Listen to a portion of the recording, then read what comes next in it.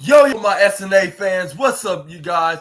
Super Ninja Austin right back here, like about 7 hours later, and this is the latest edition of the SNA podcast, episode 121. The Monday, the rest. It's the Monday Night Raw review part 14, which we're going to talk about the latest edition of Monday Night Raw on November 13th, and we're going to talk about starting off like on the show. We got Cody Rhodes coming out of the ring, cutting his promo, saying his catchphrase in the beginning, saying, "So everybody, what do you want to talk about?" And which is what he had to talk about to the Washington D.C. fans. This is where he's like, "I got a lot of wonderful memories in this arena and Capital One's arena." And he's like, "I will give you guys a memory tonight, and I'm going to do so with myself." And he said, "And with my tag team partner, Main Event Jay Uso." And everybody was cheering along because they love Main Event Jay. And then this was Cody Rhodes was like, he's like, "I'm telling you here and I'm telling you now, and also for those who's watching home, including us wrestling internet guys, he's like, we're going to win the undisputed WWE Tag Team Championship tonight." I was like, I wish if that's only the case tonight, like which we got to watch until if that's gonna be the case or not.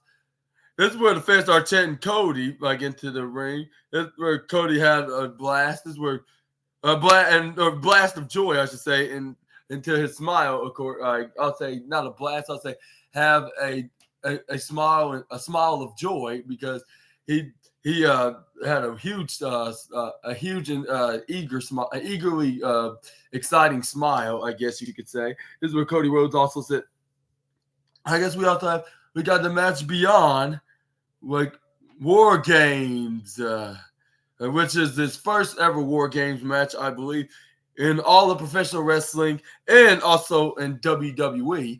But he's like, "So without further ado, I want to allow me to introduce to you my tag team partners," which was first it was Main Event Jay Uso making his entrance, and then the next up we had Sami Zayn and then Seth Rollins, which their catchy tune theme music, which the fans were humming on.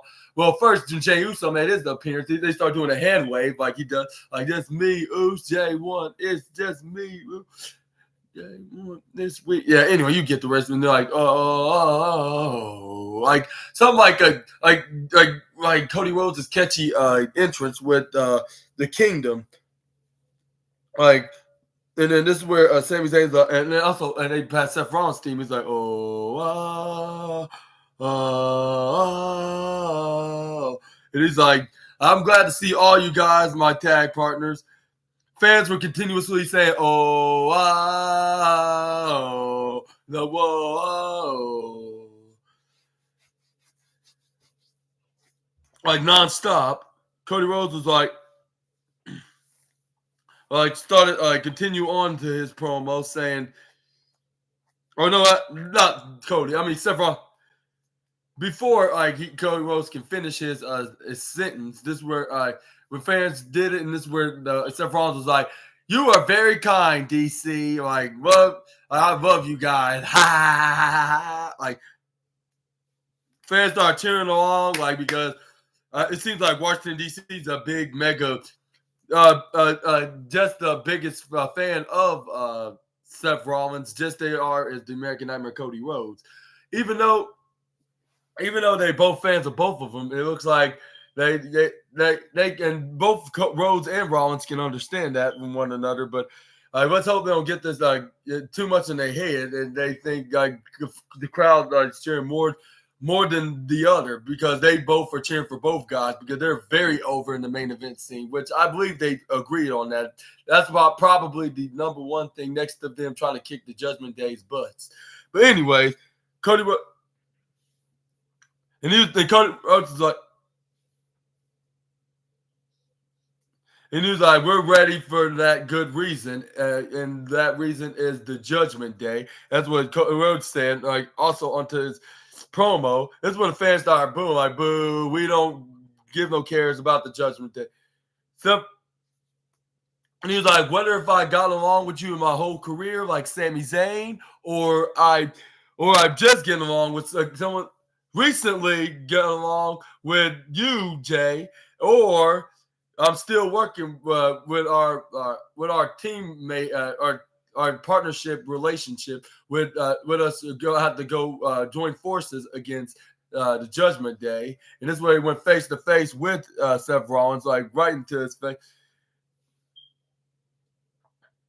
And then this is where Seth Rollins like, you don't have a problem with me, do you? Like, when he was like, Sami Zayn's like, all right, like, let's take it easy. Like, remember why we're doing this for, like, why we're here together.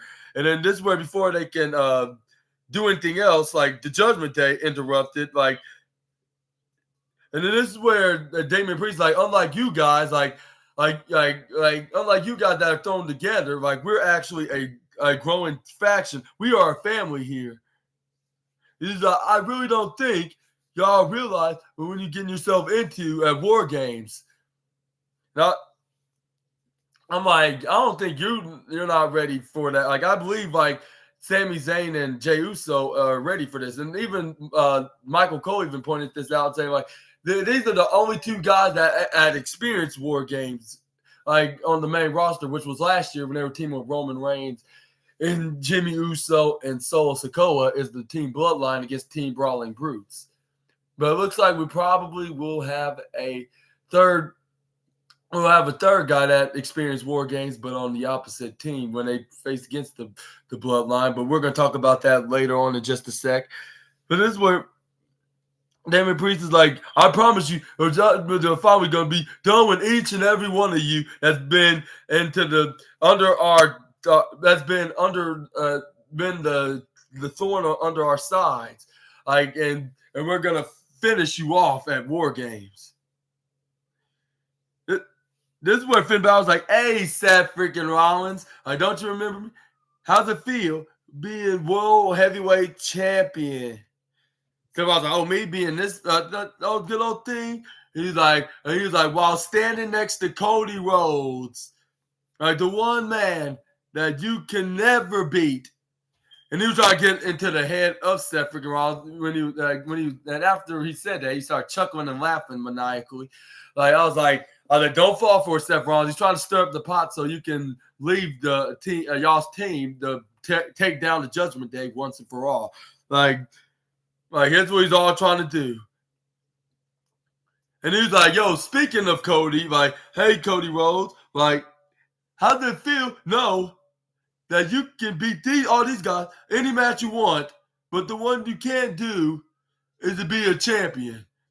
And the fans are like, oh, like you didn't have to go that far. They were booing the absolute crap out of this guy for pointing that out to poor Cody Rhodes and shame him for smart ass making a smart ass statement by shaming the American Nightmare. He could be any person he wants. He just cannot win a championship. I was like, well, that's very hypocritical at the same time, because he can win a championship. Like, and like, how come he beats you and your tag partner Finn at y'all's first reign is the undisputed tag team championships, and he did it all like by team with Main Event Jay, and he got the pinfall.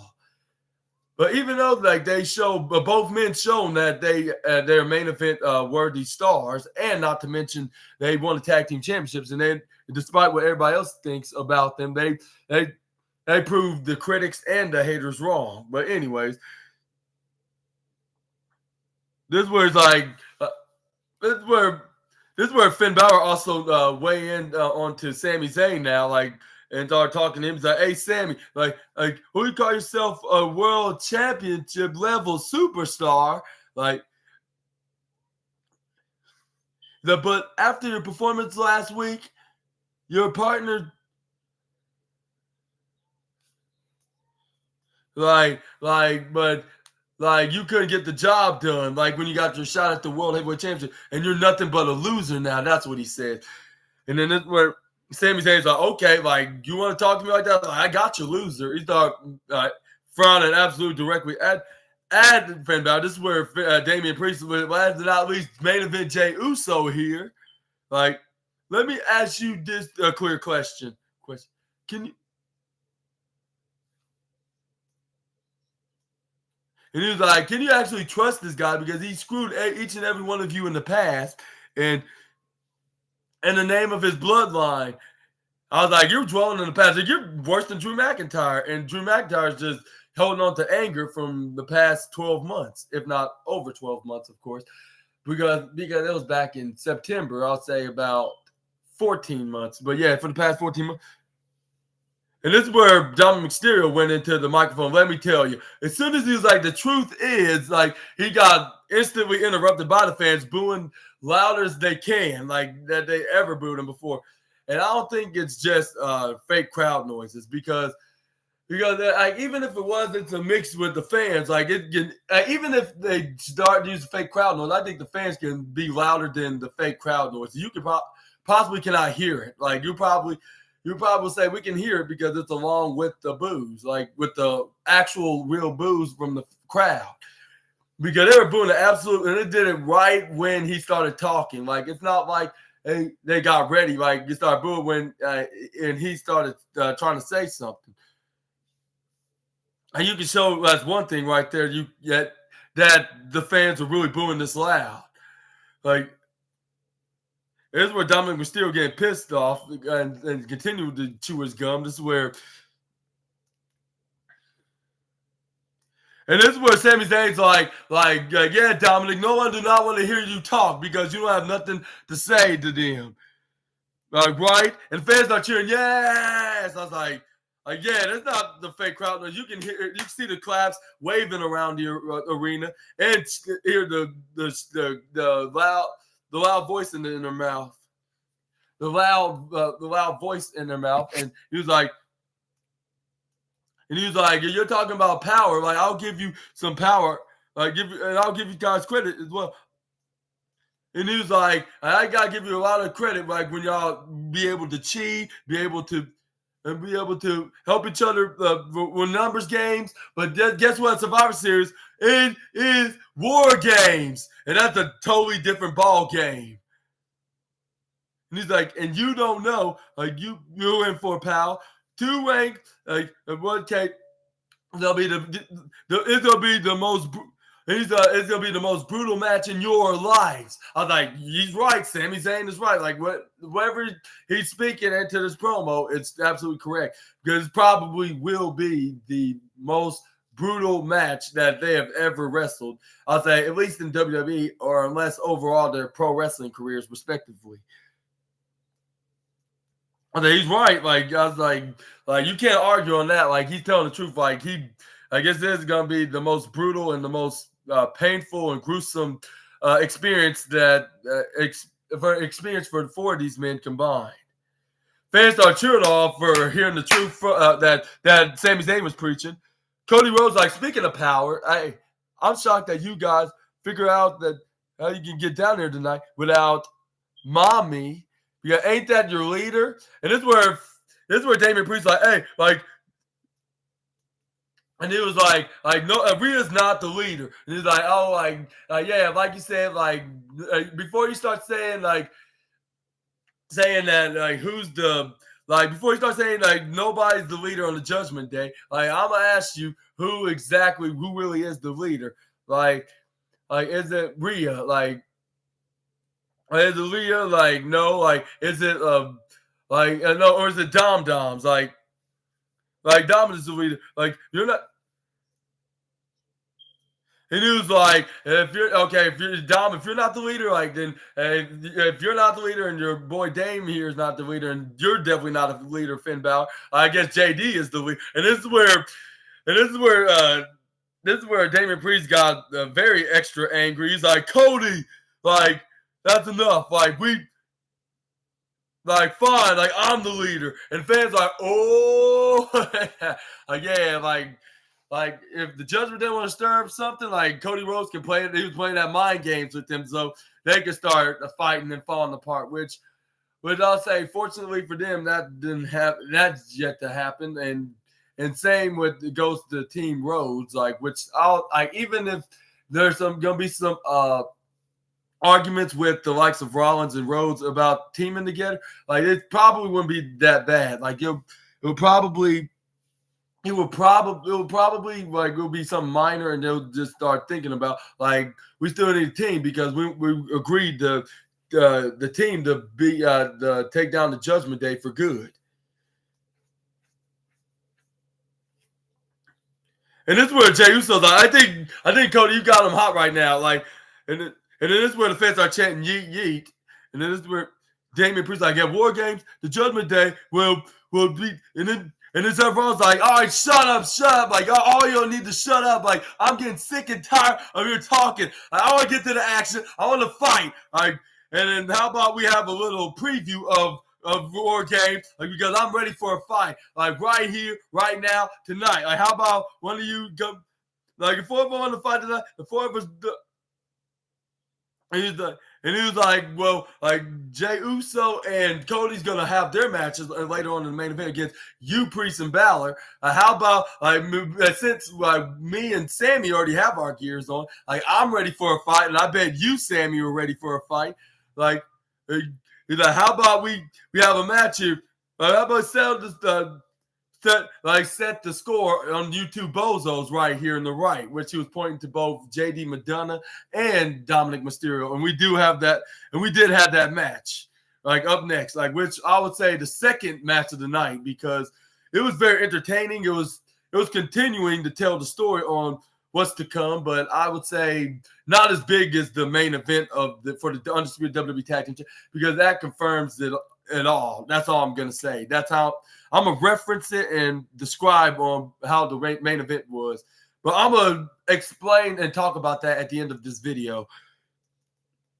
And who do you think was gonna win tonight's Undisputed Tag Team Championship match? Y'all let me know down in the comments below. But we do get this match. We had Seth Rollins start off with JD Madonna. This is where he started twisting the arm of. This is where she twisted the arm. He Irish whipped Seth Rollins like after he did so, and he tried to when Seth Rollins regained his grasp onto the Irish Ace, he Irish whipped him right to the right side of the ropes. Seth Rollins hits the shoulder block right onto JD. This way he went to the top side of the ropes on the side. He runs right onto JD Madonna, which he started doing the agilitized ducks and leapfrog. And this is where he tried to go for the hip toss, but Seth Rollins flipped out of his hip toss and hit him with a flip toss of his own. And this is where Seth Rollins Irish whipped him right to the top corner of the rope. This is where he hits a body drop right onto the Irish Ace. Seth Rollins kicks him right in the midsection. This is where he tried to go for a signature move, which is the pedigree. But Dominic Mysterio's weasel ass grabbed JD Madonna and pulled his legs and got him out of the ring so he wouldn't get pedigreed, like for a risk of them losing. This is where Dominic Mysterio's checking on JD. He's like, "Are you okay, bro?" And then this is where JD's like, "I'm fine, Mike." Like, even though he's not Australian, but I was saying like that's how he would sound, like with the voice impersonation. But this is where Seth Rollins was very pissed off at Dominic Mysterio. He's going to grab him. I was like, "You mind your freaking business!" And this is where JD Madonna hits a forearm right to the back of Seth freaking Rollins. JD Madonna goes spear him right to the barricade, the hardest part of the ring apron. This is where he throw him right back in the ring, hits him with a running double axe handle right onto the head when he was bending over, like when he run right down on the bottom corner. This is where he rammed Seth Rollins right into the bottom right corner, and then this is where he gets tagged in by Dominic Mysterio. He hits a striking right hand, and they start double stomping onto him. This is where the fans started booing him, like when he was in the ring. I was like, yeah, the fans don't really hate, they don't really like him. I mean, like even if they had another heel, like another top heel, most hated fan hating heel, they wouldn't. It wouldn't be as loud as what the WWE fans or the WWE universe reacted to Dominic Mysterio. He's the most hated guy in all of WWE sports /sports entertainment. But this is where he started taunting on Sami Zayn, started beating up down Seth Rollins. This is where he tried to Irish whip him right to the left corner, where Sami Zayn was at. This is where Seth Rollins counters, Irish whipped Dominic Mysterio instead. This is where he hits a running back elbow onto Dominic Mysterio. This is where he twists his arm. This is where he tags in Sami Zayn. Here's where Sami Zayn went right on the mid ropes. Hits a double axe handle right onto Dominic Mysterio. This is where Sami Zayn throw him right to the top right corner, face first right into the 10 of the turnbuckle, hitting right hands right into the face of where everybody counting the 10. And this is where Sami Zayn hits him face first right on the exact same top turnbuckle for the second time after hitting the 10 beats in a row to the head of Dominic Mysterio. He hits an elbow strike on top of that. This is where he picks Dominic Mysterio back up, gets tagged back in by Seth freaking Rollins. This is where he hits a right hand right onto the midsection of Dominic. This is where he gets rammed right into him. Dominic rams Seth Rollins right into his and JD's corner in the bottom right corner. Gets tagged in by JD, gets stomped on by him and start attacking him. When the referee was counting to this 5-second warning count, got the 4, and he was like, "Come on, like you're getting warned, like here, like if you don't stop, you're gonna get automatically DQ'd." But it seems like JD Madonna did not give a damn what the referee said more than Jey Uso did with what Roman Reigns says and comes out of his mouth. This is where the referee was like, "Hey, I'm the official. Like, if you had a problem, like, I can end this match right now." And then he's like, "And give the win to Seth Rollins if you lay a hand on me." Rollins and Sami Zayn, like, which will be a DQ finish, even though fans would not like to see that, like, especially if JD purposely hit it, or even an accidental spot, like, and I quote, I should say.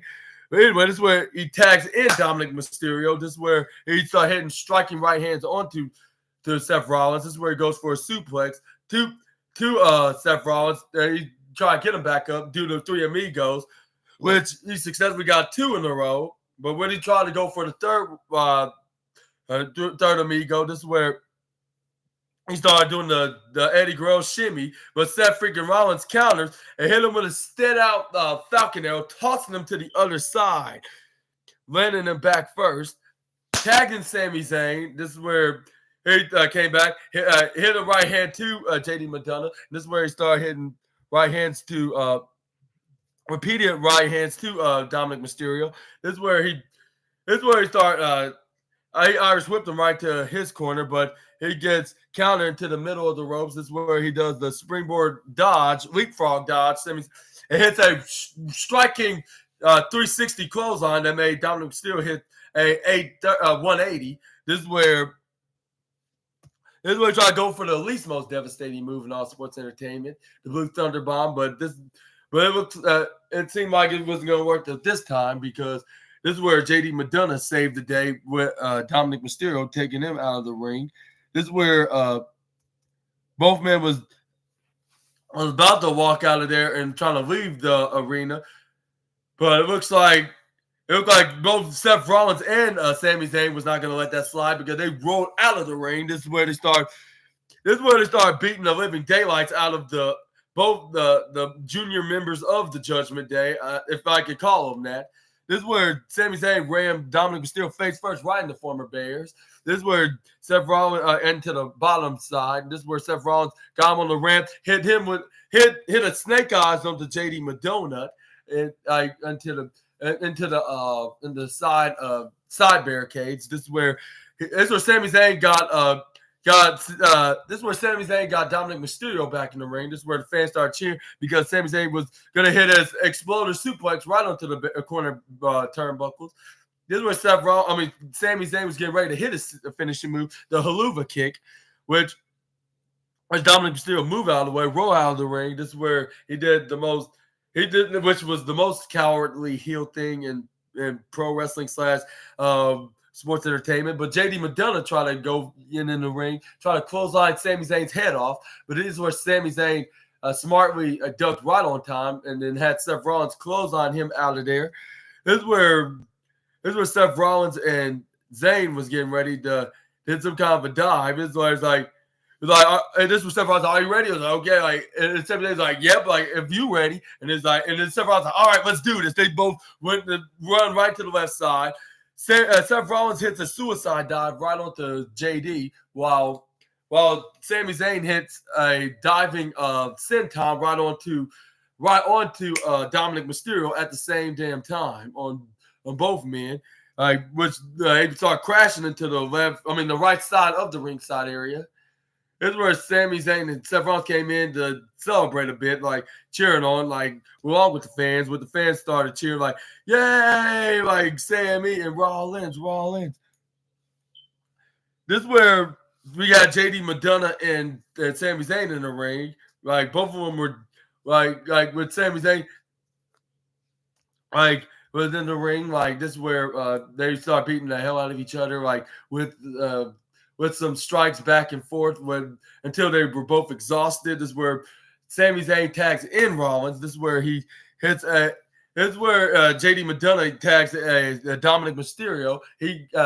Seth Rollins boots Dominic right into the head. This is where he hits a half Nelson slam. This is where Seth Rollins hits a sling blade afterwards, running through the bottom side ropes. This is where JD Madonna tried to go for a clothesline. He dodges the strike, which I believe JD's double cursed. He also gets hit with a super kick right in the midsection, and then he gets a sliding kick up, and this is where he hit the discus clothesline as well. This is where Seth Rollins Irish whips JD out into the right side of the ringside area. This is where Seth freaking Rollins goes for a fireman's knee to the gut buster.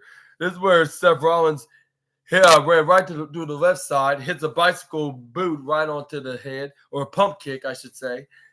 Seth Rollins was getting ready to go for a signature move, which I guess was the buckle bomb. But Dominic Mysterio started hitting right hands right onto the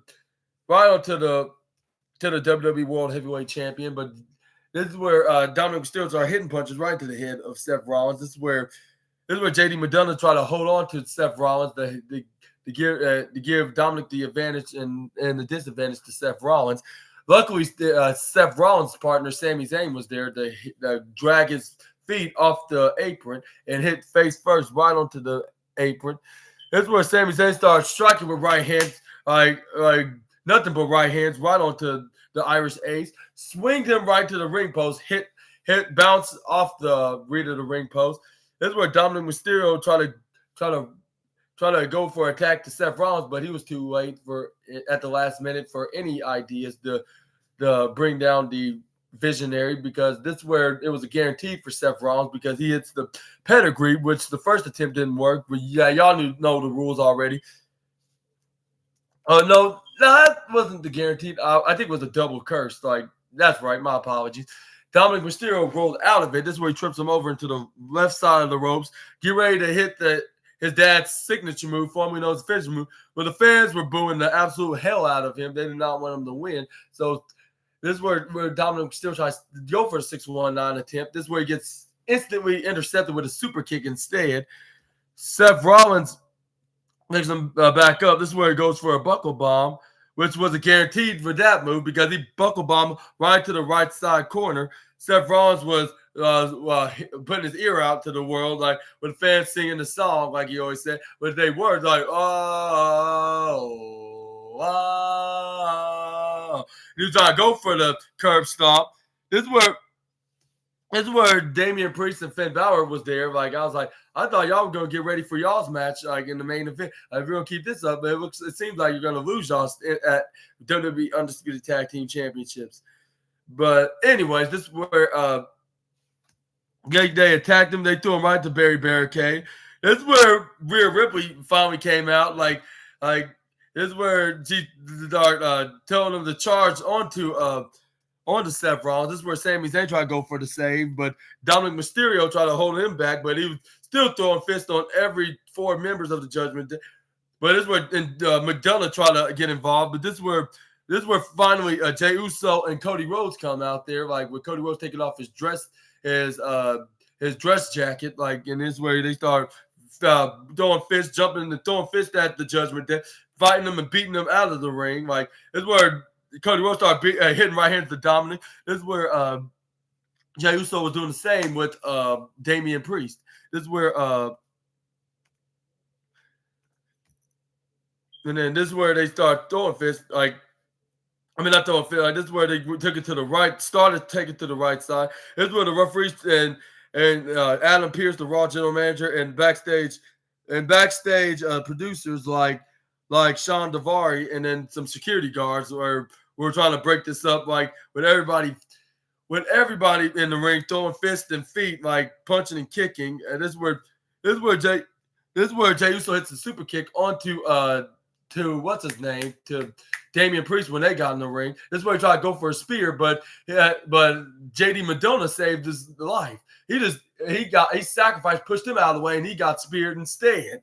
Which I was like, if that doesn't show that he really cared for the Judgment Day, and I even mentioned this, like he's gonna probably do something selfish, like save Damian Priest's life, and he's gonna help Priest realize that he's there for him, and he will do anything for the group, like no matter what, like because he's trying to show his loyalty with the faction, which only Finn Balor mainly sees, but looks like that's gonna be the case because we're like in a segment or two or three even like they were backstage and that's when it happened. Like, but we're gonna talk about that in just a moment. But what do you thought about this brawl, this post-match brawl? Like after Seth Rollins and Sami Zayn won the match by DQ. And do you think it was smart to be this way? So be this way to end the match in this manner, or do you think it would have been better if either of these men won by pinfall? Sound off in the comments.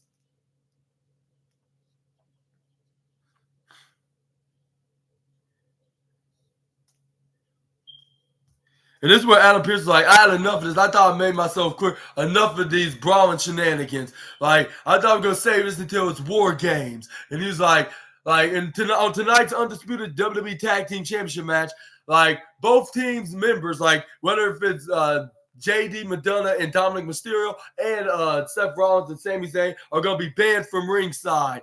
So it won't be no more brawls. Like because I'm getting sick and tired of this, which that's finally ended the brawl with them, agreeing to Adam Pearce's terms of not getting in any more brawls, at least not until in how many days from now? Like about 12 days from now. But yeah, what y'all think? Y'all let me know down in the comments below. We're gonna move on to the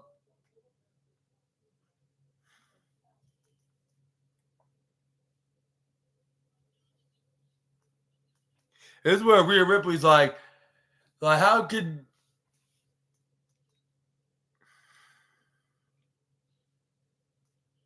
how dare you did this battle royal without my consent? I was like Rhea, like you don't run Monday Night Raw, so he don't have to ask you for permission. And this is what Adam Pearce was reminded Rhea Ripley, saying like I run the show, I'm the general manager, like I'm the one that runs Monday Night Raw, like the last time I checked. Like, so if do me a favor and do as I tell you to do. Like, if you want to be the women's world champion and the baddest woman in Monday Night Raw. And this is where Zoe Stark come in, and she was like, and then this is where Rhea Ripley was like, what the hell does she want? And this is where Rhea Ripley was like, yeah, you know, like Rhea, like, I know it's not as dumb as you look, but you know exactly what I'm doing out here right now. Adam Pearce like, we had enough brawls in one day. This is where Rhea shushed her, telling Adam Pearce that they're not going to get into no brawling shenanigans. That's all you have to say.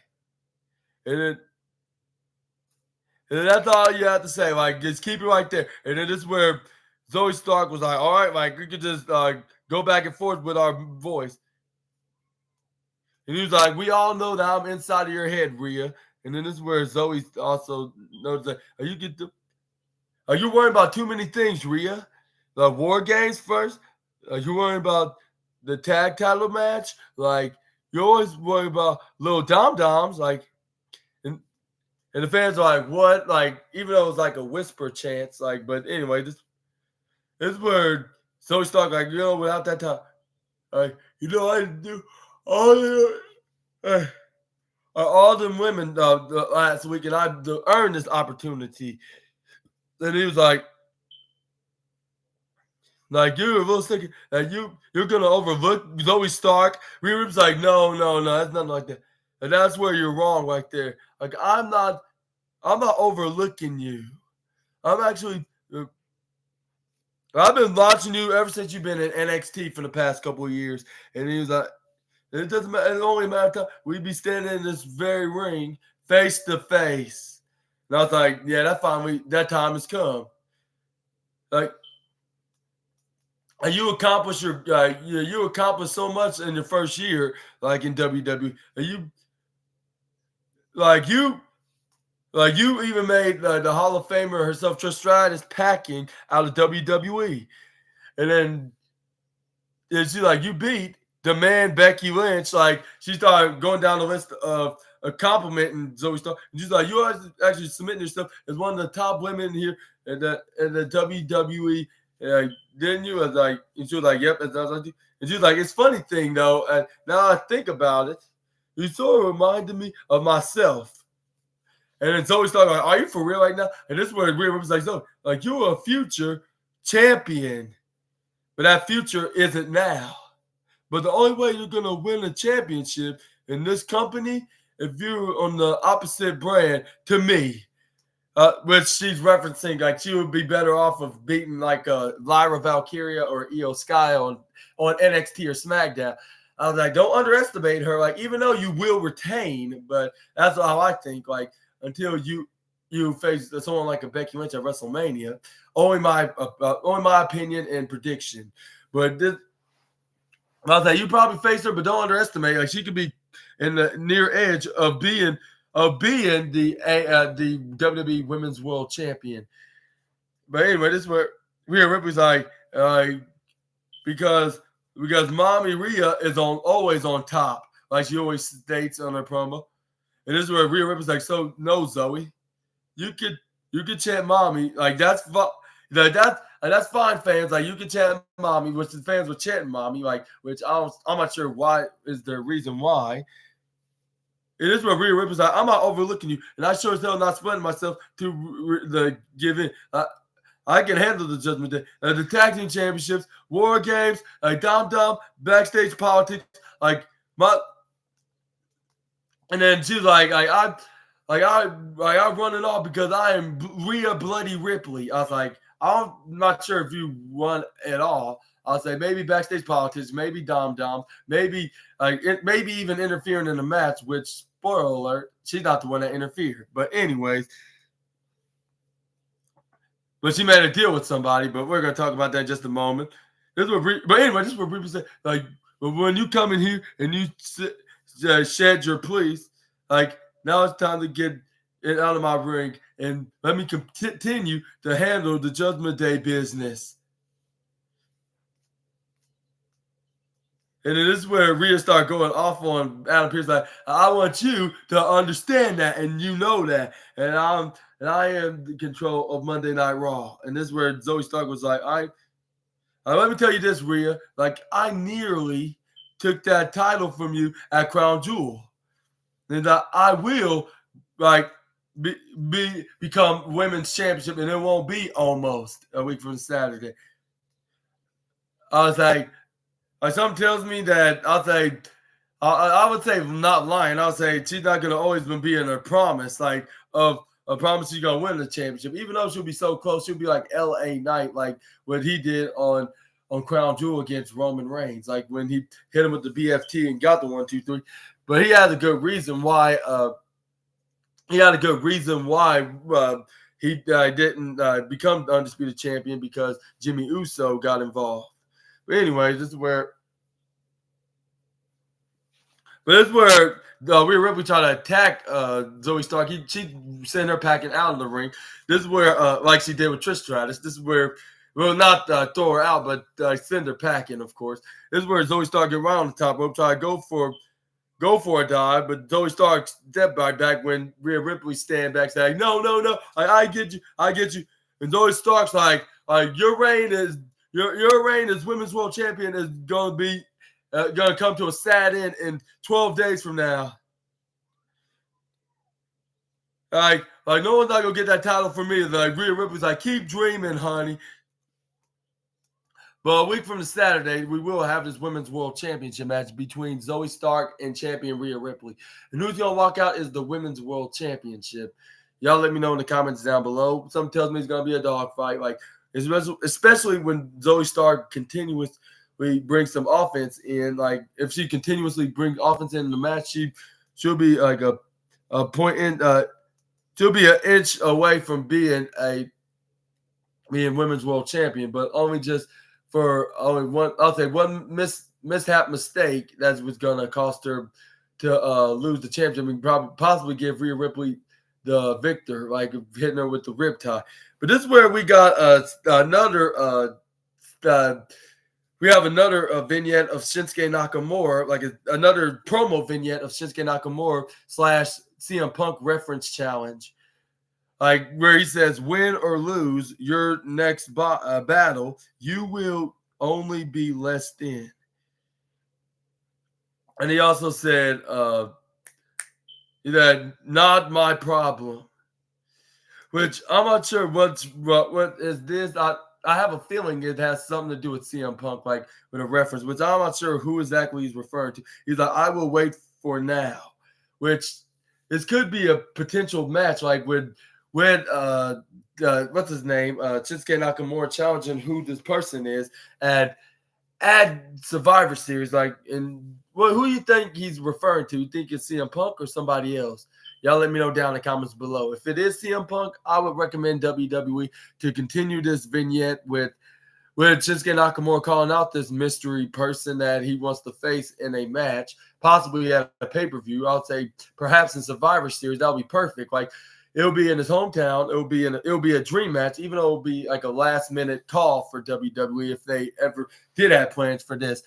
And they're going to easily give CM Punk the victory. Like, come on, why not? It's his return match, so you have to give him the W. Like, if CM Punk, that's only if CM Punk's returning. But yeah, he's been doing this for the past couple of weeks, and at first I thought he was referring to Ricochet, but it looks like he's continuing doing this without being in a feud with the one and only. But anyway, this is where Shinsuke Nakamura was like because I have it all in by my hands, which possibly saying like he's gonna end his return career like without even starting, if he's referring to CM Punk, of course. But let me know what y'all think, what he's actually referring to in the comments below. We're going to move on to Otis taking on Shinsuke Nakamura because he does have a match with the Big Beast Alpha Academy member. Like, I would say it was very entertaining. Like, it shows that Otis is ready for a singles run while Shinsuke Nakamura is in the same level too, if not on his way of being heavyweight championship level. But we're going to talk about that in just a moment. It's where Seth Rollins and Sami Zayn was walking backstage disappointed, like, because they didn't take down and took care of Dominic and JD McDonough, like giving them a preview of what's going to happen at War Games. And this is where Cody Rhodes and Seth Rollins stared at each other. This is where Sami Zayn's like, "Are y'all both good?" Like, yeah, we are. This is where Sami Zayn's like, "All right, both my boys." Like, yeah, like everything's gonna be okay.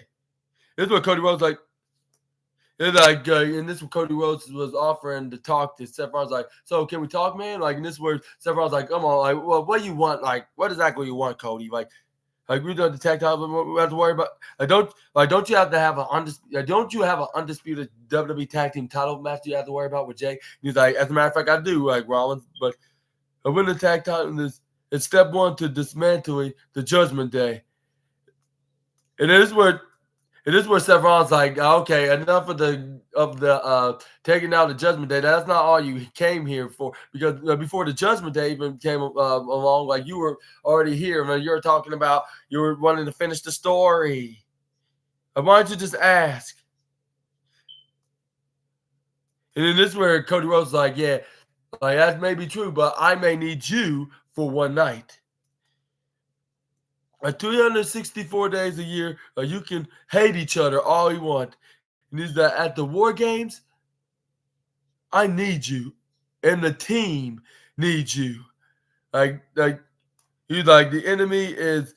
What that catchphrase go is like the enemy and what that like the enemy is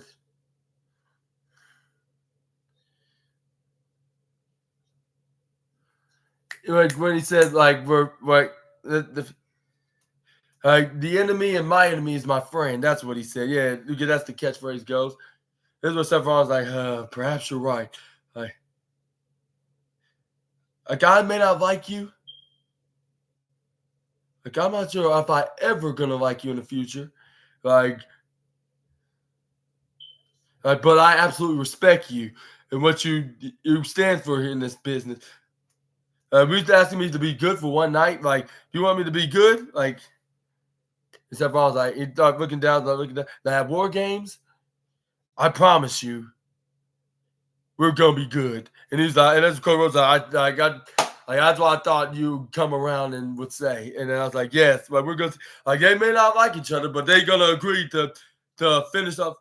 And he's like, and he also said, good luck to your the match tonight. He slapped the absolute sugar honey iced tea out of his bag. I was like, serious Seth Rollins, like, did you really have to do all that? You may not like this guy, but you don't have to be so too rough to this guy, like for like do that. Which was a genius strategy of Cody Rhodes to make sure they're gonna be on the same page for one night only. But after this, like 374 days out of the year, like they don't have to like each other. Like they can continue the not be one of the others fan of each other.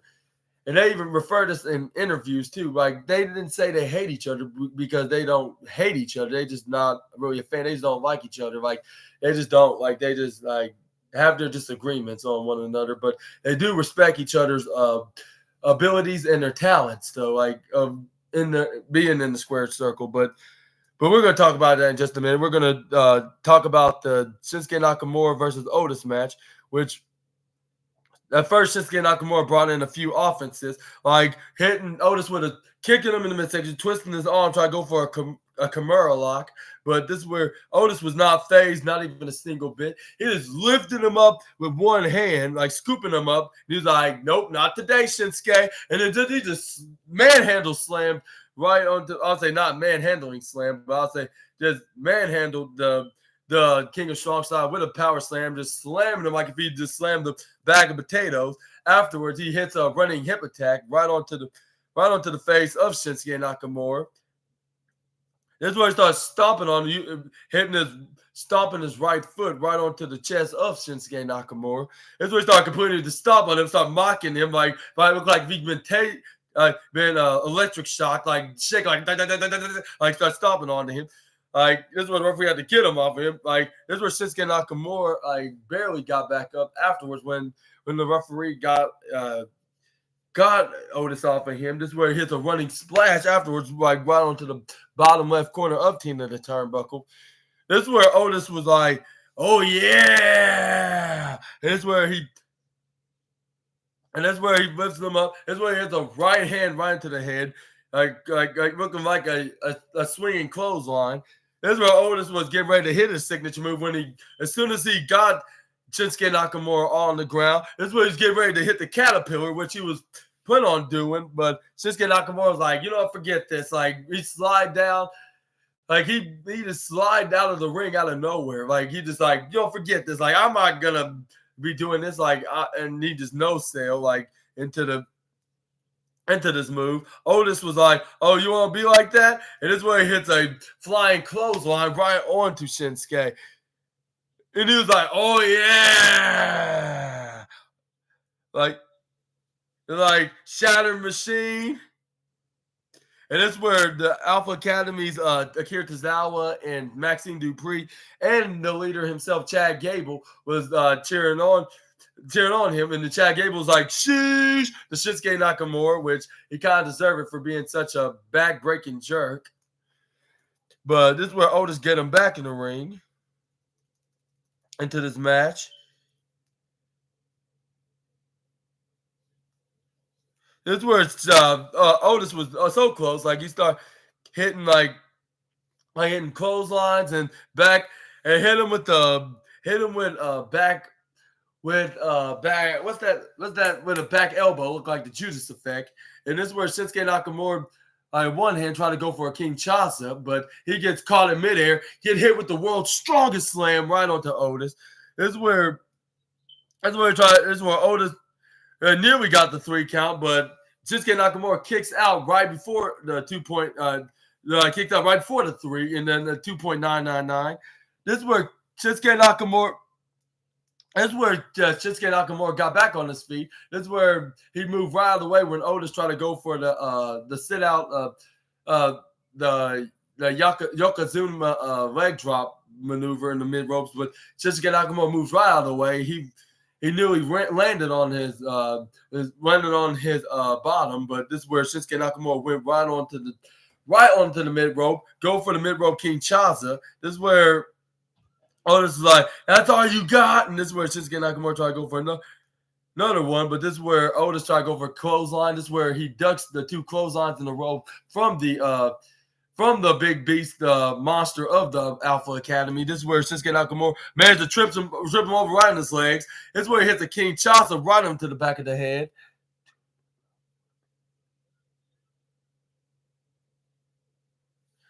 From Brazil? What do you mean by that, Mr. Was it Tulio Rubin? Rubin. Hopefully I pronounced that right. Mr. Tulio Rubin. Yeah, you say you're from Brazil? Yeah, glad to hear that. Yeah, glad to have you on the SNA podcast on the live chats. Yeah, I'm going to give you a huge shout out to you, Mr. Tulio Rubin. Yeah, Rubin. But anyway, yeah, thank you so much. Yeah, glad I pronounced that correctly.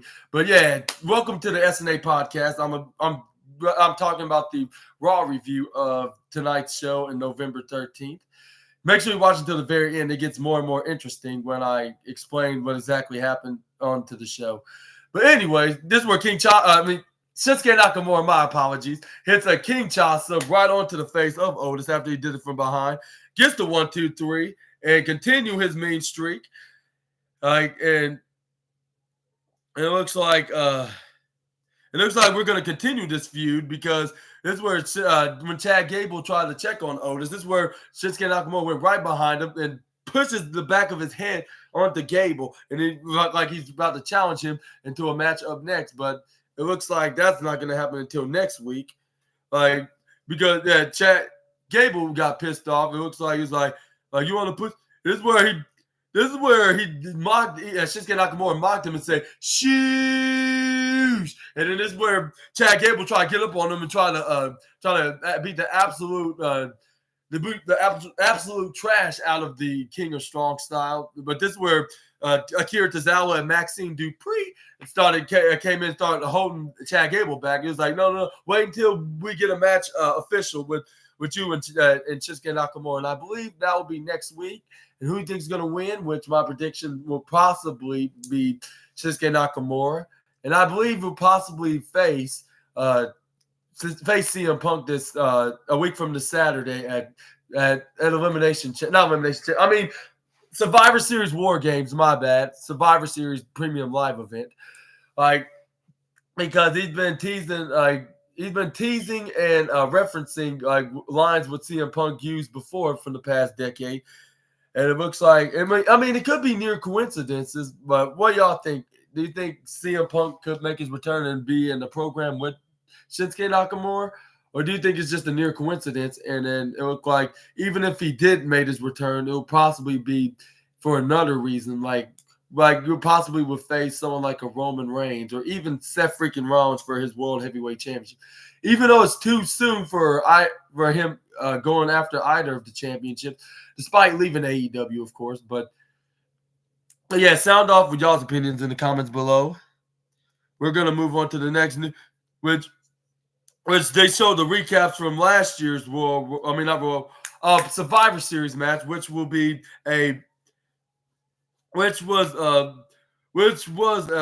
the men's and women's match, like Team Damage Control, would include Rhea Ripley and Nikki Cross, while Team Bianca had her team with Asuka, Becky Lynch, Alexa Bliss, and Micha and Mia Yim.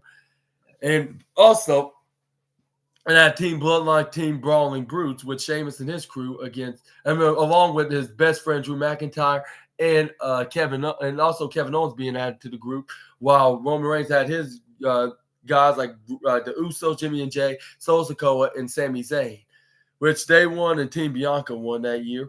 And it looks like we will have Team Bianca once again against Damage Control, except this time we'll have Asuka on the opposite team and also Kairi Sane with Damage Control, making her long 3-year awaited return at Survivor, where Bayley will probably kicked out of kicked out of Damage Control and possibly join Team Bianca, Shotzi, and Charlotte, like making it probably 4-on-4 or add another member of Damage Control, unless Dakota Kai's back in injury. That means that leaves them with one more wrestler that they need to add on Team Bianca. But we'll talk about that in just a moment. That's where Drew McIntyre was in the backstage, like with Seth Rollins. He bumped into him. He was like, you know what? You're right, Seth Rollins. Like, and I have to admit that I've lost fair and square against you at Crown Jewel a week from this past Saturday. And then you told me that, and you were right, and you're also right. And he said you were right because I don't have nobody else to blame but myself. Where I was like, that's true because you came up short against Seth Rollins, and you can't really blame Seth Rollins because he gave you a fair fight. And it looks like we still have some suspicions onto the Scottish Warrior. See what's going to go on, what he's going to be doing, because later on he will be in the ring, which I can't tell you that right now. Just you have to wait and see what exactly I mean by that. Drew McIntyre was like, you also told me the best thing that ever happened to me is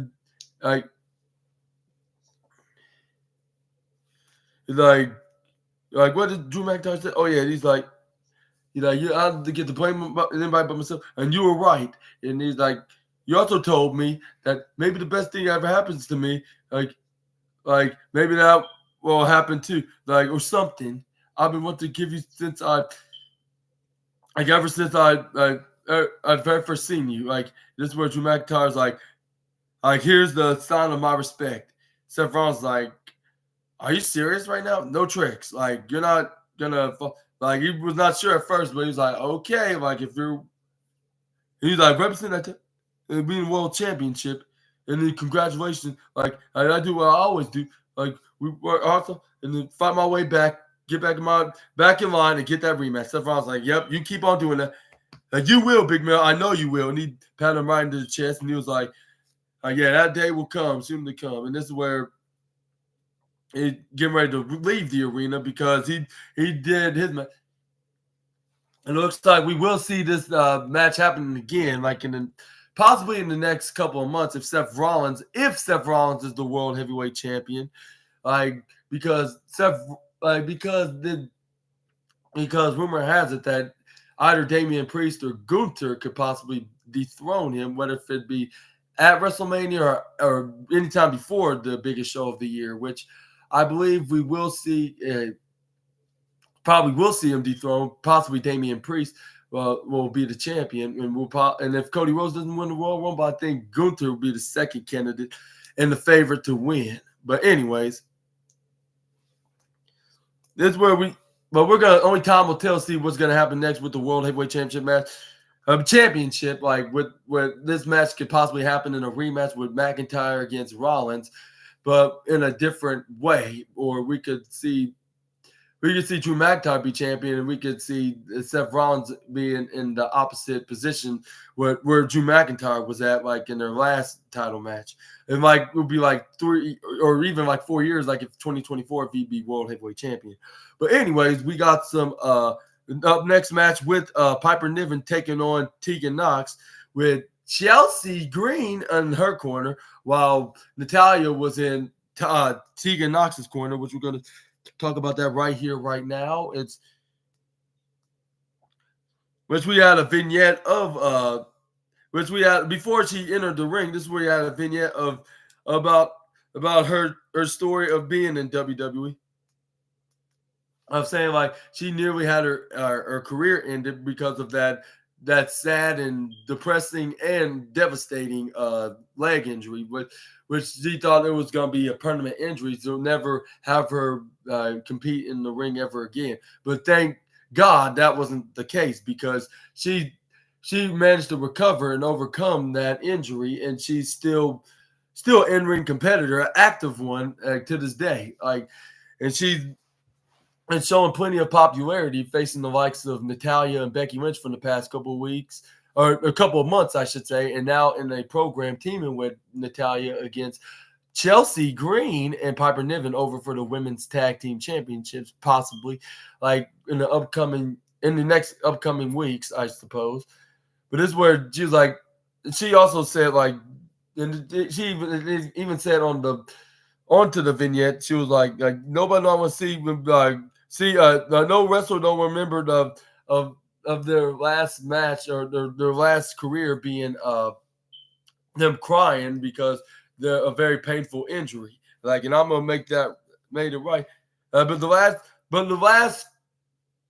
but after that, from the past few years, it's been incredibly was incredibly insane of my life. Like, yeah, like I've been like stepping great. Like, I step in the ring. Someone great is like Natalya and Becky, and he's like, and you know what, like I've learned that I can handle the best of it.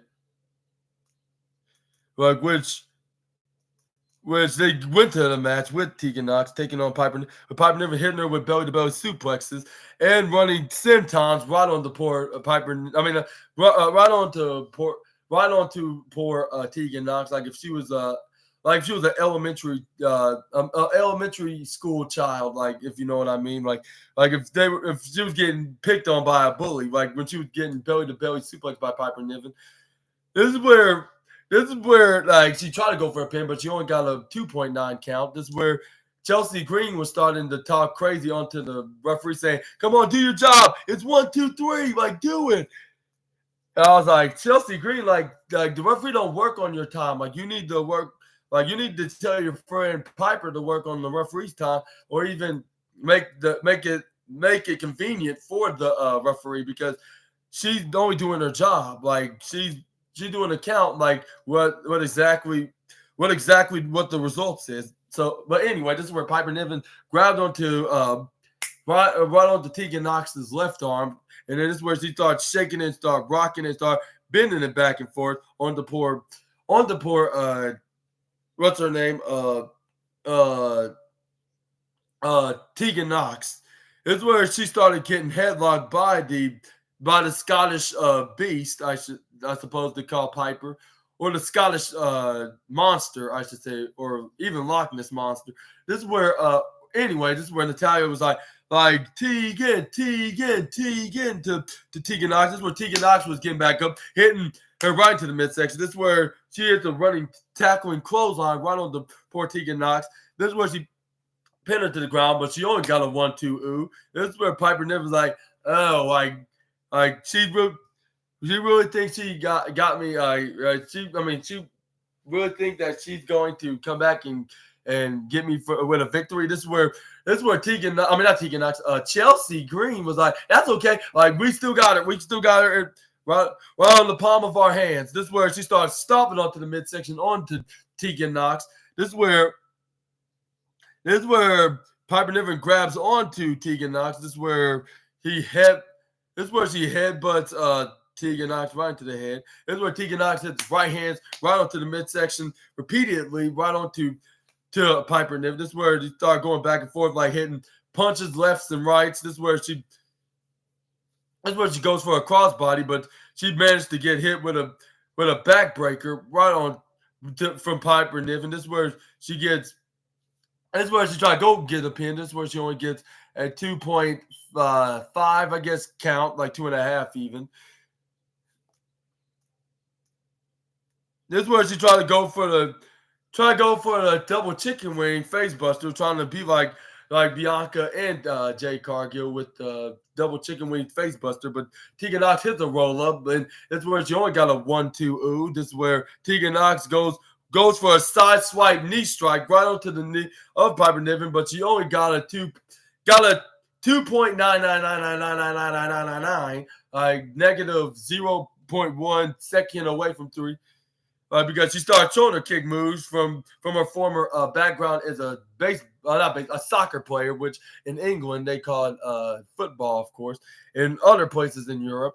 This is where she tried to go for the shiniest wizard of them all. That's what the finishing maneuver that Tegan Knox has, what it's called. This is where Chelsea Green tried to distract what's her name, Tegan Knox, but she didn't really fall for anything, but still getting hammered with a clothesline by Piper Niven. This is where Chelsea Green was just being distracted, right? Distracting despite Tegan Knox getting brought down by Piper Niven. But this is where Natalya tried to even the odds. This is where she was like, "You better you better get down, or I'll make you." And this is where Chelsea Green's like, "You better stay away from me before I get the authorities involved," which like what Karen would do. This is where she was like trying to play victim. This is where she started like, "You better stay in your lane." And this is where she shoved her right in her neck so hard she fell right back, landed right on the hard spot of the ring apron. This is where she was like, "Oh, like she nearly choked me. Like she nearly made me suffocate." I was like she's kind of probably over exaggerating a little bit. Like, even though she did hit her hard, but still, it's not like you're suffocating. Like, you're just over exaggerating that. But this is where Piper Niven shoves Natalya out of the apron. She ran right on the out on the announce table. She started like, "Hey, hey, hey, hey, hey. Like, how does it feel being down there, Natty?" Like if she was some kind of a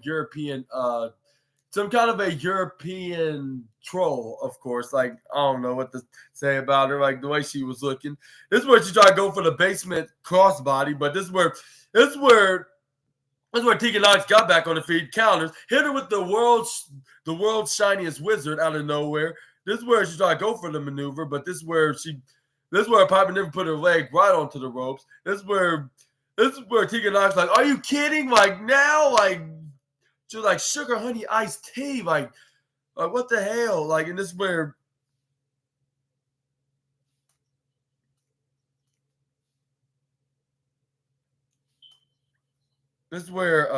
let's see.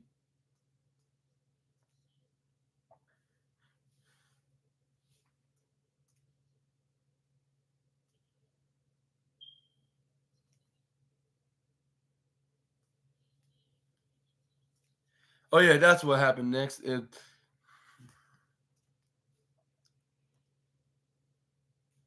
is where Tegan Knox tried to go for a sunset flip, but she gets flipped over. But this is where she tried to still connect. This is where she tried to go for a leg drop right onto Tegan Knox. She moved out of the way. She hits the crucifix roll up to get the 1-2-3, which is known as the most devastating move in all of sports entertainment. Like, which she got the win, and I believe like whether if they get if this is a sign that Tegan Knox and Natalya are ready to fight for the WWE Women's Tag Team Championships. Like they showed it right here on tonight. Like, well, I'll say with this win by Tegan Knox, like they show that they're potential opponents, which hopefully we'll see them team up and face them. Like, when you think they're gonna have a tag team match, because it looks like this is what it looks like it's leading. What this is what's gonna lead to, but unfortunately, that day's not this week. But hopefully they do get an opportunity. What if they win or lose? And do you think they will dethrone Chelsea Green and Piper Niven, or do you think they're gonna retain as the reign, like with their reign of terror reign? I'll say not reign of terror, more like good luck reign, because this is the only tag team I've seen had very much good luck and fortunate outcomes into their reign as tag team championship. But we also had a recap of what happened last week in the Fatal 4-Way match for the Intercontinental Championship match. The number one contender Fatal 4-Way match for the Intercontinental Championship, with the Miz scoring the victory when he rolled up Bronson Reed while Ivar hit the moonsault. Like, it's like you know the wrestling story, like you know we were hearing about the wrestling news, like about it was supposed to be both men supposed to get pinned at the same time. Both men, Bronson and Ricochet, but Ricochet kicks out like when he was not supposed to, and it was supposed to be like the number one contender for this week. Who determines the face? Gunther. But I was thinking like even like if they like face tonight, if Ivar wins, then that means he's gonna be replacing the Miz, or he's gonna be added, making it a triple threat Intercontinental Championship match. But we do get a backstage. We get a backstage interview with the Miz saying like, "What's on my mind?" When Jackie Redmond was asking him like, "What's on your mind on possibly becoming the 9-time Intercontinental Champion? Like, what's on my mind of being IC champion? Like, what's on my mind? Like, what's driving me?" Like, he was like I'm. And he was like I'm trying to make a historic impact of becoming the holding my 9th Intercontinental Champion. But this is where, but also Gunther is trying to disrespect my my lineage of reigns of being Intercontinental Championship combined, and with some childish nicknames and calling me a sports entertainer, mocking his Austrian accent, saying it's clowned, like he's a joke, like get the chopper, like, and I was like, be careful saying chopper because you're probably gonna be added to the envy list, which he's probably gonna spare him for now, unless if he chops him and mocks him, and if so, he probably doesn't need to add him on the list. Perhaps just murk him and hit him with a Gunther Bob to knock some sense into him. This is where Ivar comes in, like, you are a joke. Like, Miz, you're a complete joke. And he's like, you think you can look past me tonight? You're not going to make it to Survivor Series. And that's because I am. And the Miz, like there's some people, there's some more big idiots that's pouring on the Miz. That's what Miz responded. This is where Big Bronson Reed was like, hey, you guys. And this is where Big Bronson Reed starts staring at the Miz. And this is where the Miz is like, hey, Mr. Bronson. This is where Bronson Reed does say, oh, hello, Miz. Like, and this is where the Miz is like, are you rubbing? Like, yeah. Like, well, you both know. Like you should, both of y'all shouldn't be standing right now. The reason why you two are still standing right now is you escaping me. And he's like, and Ivar's like, escaping you? Like, Bronson, like, you already had your shot of being Intercontinental Championship, a title match. Like, you're that much Intercontinental Championship. You like, and how come you don't have the IC title onto your shoulder? And this is where Bronson was like, stay down, and before I send you back a failure to your Viking guards. Your Viking gods that you keep bringing out with your sister-in-law, Valhalla, and then this is where Ivar's like, why don't you just smarten me up right here, right now? And this is where it's like I'm about to do it right now. And this is where this is where Ivar shoves Big Bronson Reed's face. He's like, oh, you think you're gonna get away with that? That's where he puts his Viking brother Eric like he put his Viking brother Viking brother's wife Valhalla. Yeah. I don't know if you can wash a couple dishes for dinner. Yeah, sure. No, get back, Samson. I gotta shut the Okay, I'll be right there. But yeah, Valhalla, she went straight like go face to face. I was like, "What? You're gonna be the Viking rated version of the of Rhea Ripley now?" Like, okay, like whatever that means. With Bronson Reed starts staring, like staring at the at Ivar and what's her name and Valhalla as they soon walk from afar, like and get ready for their match against the A-lister. Like, well, I should say Ivar's ready for his match while her being the manager, like the female that's hearing the voices of the Viking gods. But this is where up next we got Johnny Yard again. We got DIY's Tommaso Ciampa with Johnny Gargano ringside with him against Imperium's the Ludwig Kaiser, managing. Not managing. Giovanni Vinci assisting him.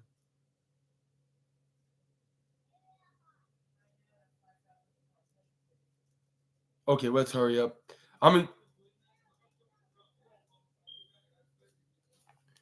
Okay, I better hurry up. Excuse me for a second. Okay.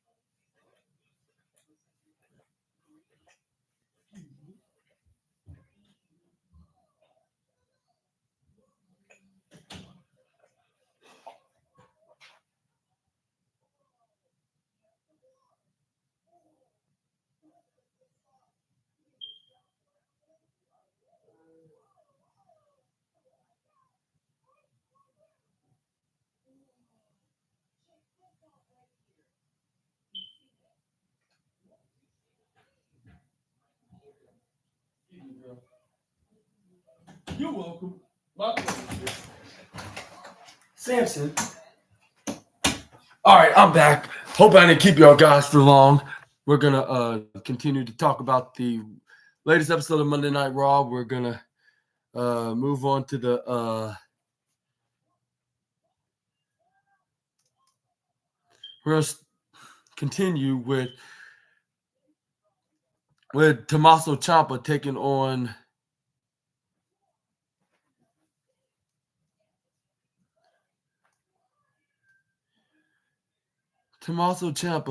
on Ludwig Kaiser of the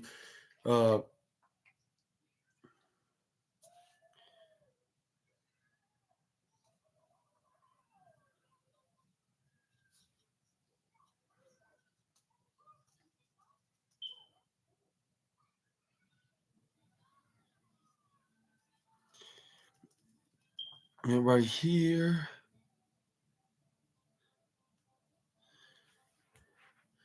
We start off with Ludwig Kaiser trying to deal for an attack for a clothesline. We have what else that happened? Like him posing doing the Imperium. This is where he Irish whips Tommaso Ciampa. This is where he tried to grab onto the legs. Like, but this is where the referee saw this and he was like, no, we're not gonna see you causing chaos right here in this match. Like I want you out of this ring right now. This is where trying to go against like what you're doing. Like, why you're worrying about me? Like, I'm not doing nothing. And it's like, did you really? This is where Ludwig Kaiser told the referee, did you really have to eject him out? He wasn't doing anything. Like, he was just showing me support.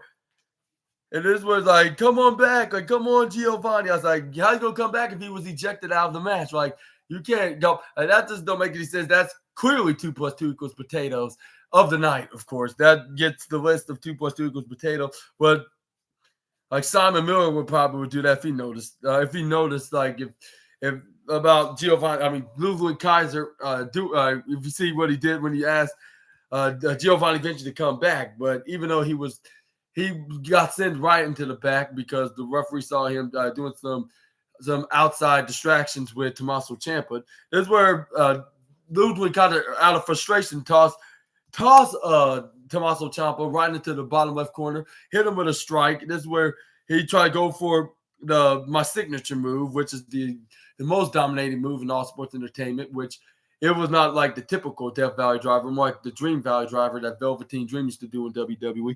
But he pushed him right to the right side. His right side, which he went right to the bottom side ropes. This is where he gets Luthez pressed by Ciampa with the right hand. This is where he tried to go for a clothesline. This is where Tommaso Ciampa ducks, go right through the top corner side ropes. He hits a striking clothesline, respectively, on his own. This is where he hits a striking right hand. This is where he goes to. That's where he hits the Scorpion Death Drop and try to go for when Ludwig try to go for a clothesline right to Ciampa. He ducks. Yeah, hits the Scorpion Death Drop, reverse DDT. This is where he try to go for the cover, but he only got a 2.8 second. This is where like Tommaso Ciampa get back up. He's like, all right, like that didn't work. That was kind of a dud. Like, and this is where he exposed the knee pad in the right leg. This is where he tried to go for his finishing maneuver, that black-hearted knee strike, I suppose. But he gets struck with a right hand right onto either the jaw or the neck. Either one, he got him target and got it hit right hard, which he's probably going to feel for the next few days. This is where he hit the discus clothesline, but Tommaso Ciampa was not getting up. He was not convinced. But but gave him a guarantee to hit his signature move, I suppose, or should I say my signature move into Velveteen Dream's version, which is the Dream Valley Driver version, but I call it the Death Valley Driver, or Sass Valley Driver. That's what it's called. Sass Valley Driver, but Ciampa tried to go for try to roll out of it, but this is where Irish whipped him right towards from the left, the right side of the ropes in the ring to the left side into an Irish whip. I caught him and finally swing and spin around, got him in a snapmare position, hit a side swipe kick right into the face. This is where he tried to go for the pin, thinking that was going to be the maneuver, but unfortunately for him, he kicked out of the maneuver. That's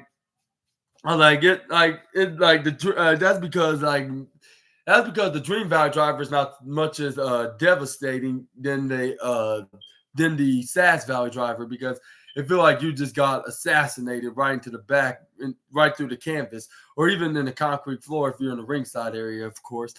But this is where Tommaso Ciampa get back up after kicking out at 2.999. This is where try to go for the DDT, but Tommaso Ciampa rolled out of it, trying to go for a back suplex, but he gets plain elbow by Ciampa. This is where start hitting right hand strikes right onto each other, back and forth. This is where everybody cheering for Tommaso Ciampa, booing Ludwig Kaiser in the process. Like, yay, boo, yeah.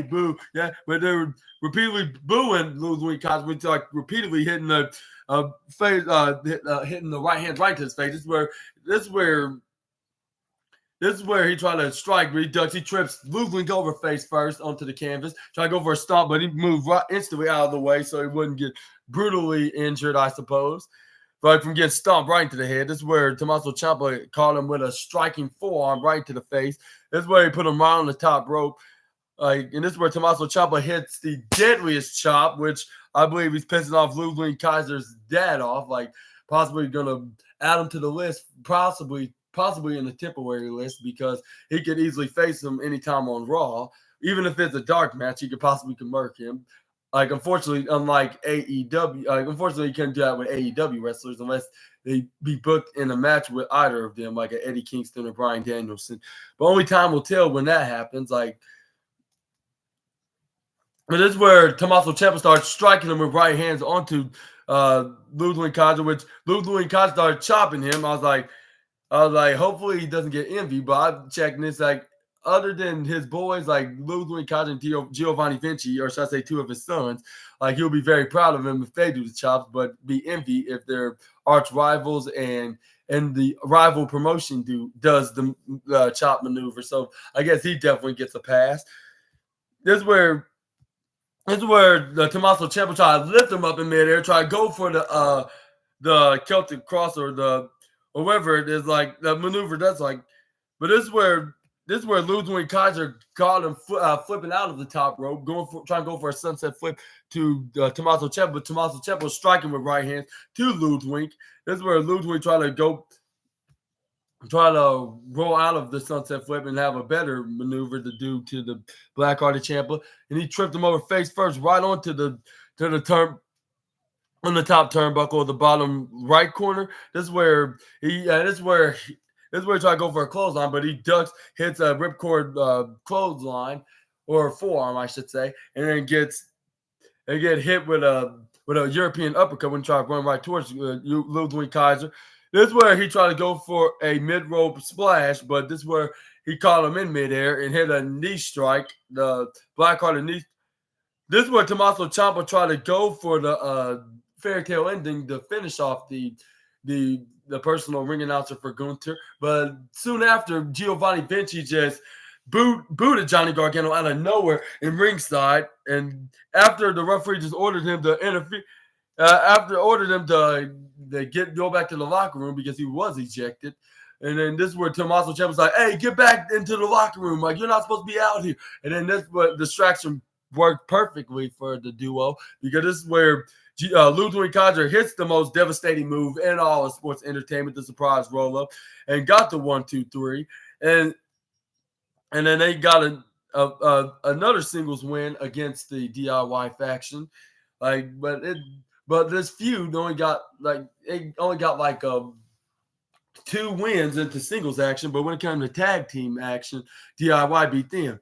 But this is where we got backstage, a backstage segment with both Dirty Dom and his mommy Rhea discussing something backstage, saying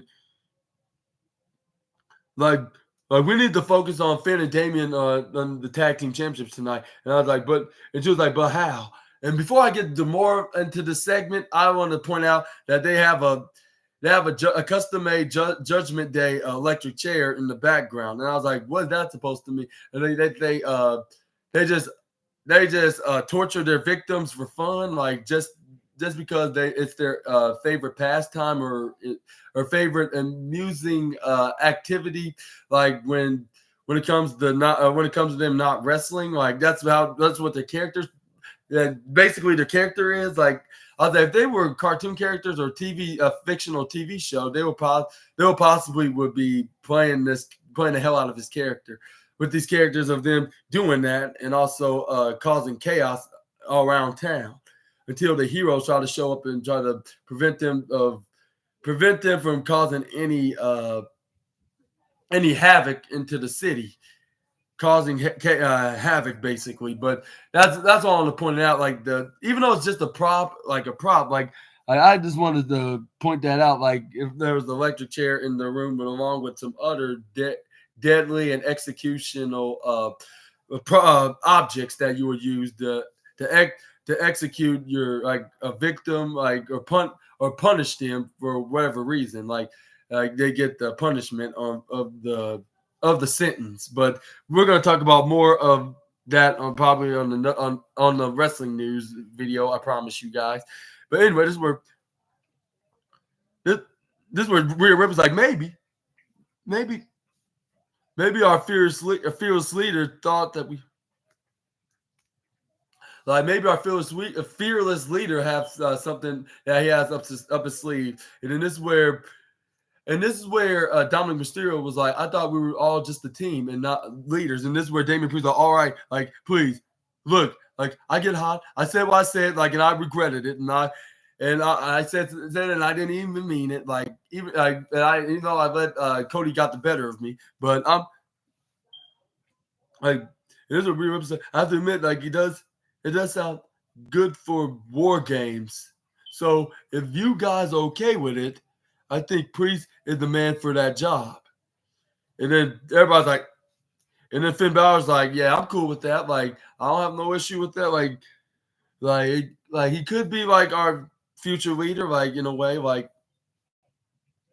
And then this is where Rhea Ripley made it official that he's in charge of what happens at War Games. And then Finn Balor's like, well, like if that's the case, then like, well, that's the case, like we. That's the case right now. Like, we might as well ask him if he, since he's in charge for War Games, like, can he be at least the honorary member of the JD faction, if not like joining the Judgment Day? And then the Damian Priest like, we're going to do this right now, and Rhea Ripley's like, hell yeah, we're going to do this right now, like because JD's. Because JD just saved your life, Damian Priest. Like he took a shot so he won't get hit with the spear by Main Event Jay. So like the least thing you could do,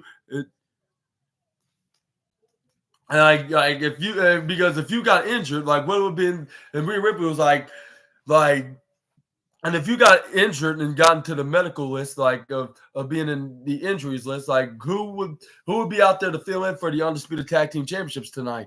Like, and he's like, okay, you got me there, Rhea. Like, so this is where Finn Balor's like, come on, big man. Like he just proved himself like numerous of times, and this passed the test. Like when he took the bullet for you, like and when Jey Uso was getting ready to spear you out there.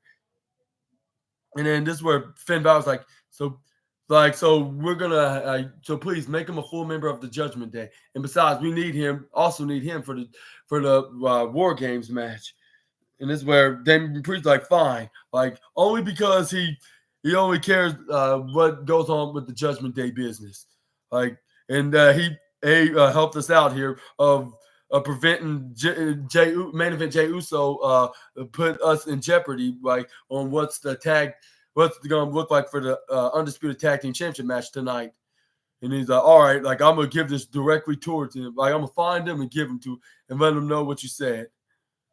But this is where we got a one-on-one match with Xia Li taking on Indy Hartwell. Man, like I felt sorry for Indy Hartwell, and it had me thinking like did he legitimately kick the absolute shib out of her, or is Indy Hartwell just a little bit overselling? Like even though she did feel that kick, and that kick hurts like in a way, but I would say.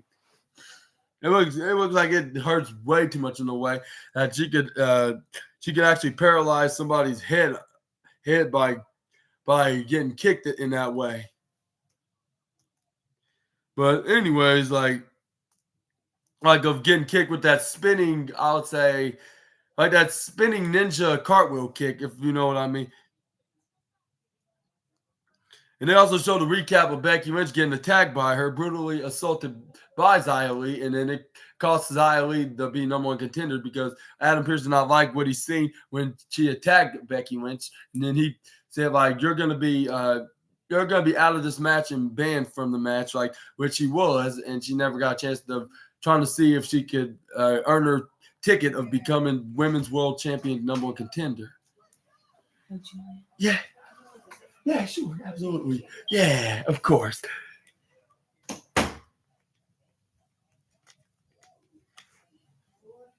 Oh, what am I doing? Okay.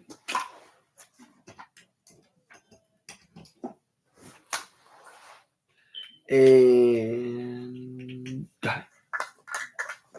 Anyway, this is where we got Xia Li taking on Indy Hartwell. With Indy Hartwell hitting a big girl boot, like with right into her face, like quickly, which was possibly the smartest move to do, like when getting started to face Xia Li, to throw her off. This is where she continued to beat her up. This is where she had a European uppercut and another big woman's boot, like halfway on the side of her face.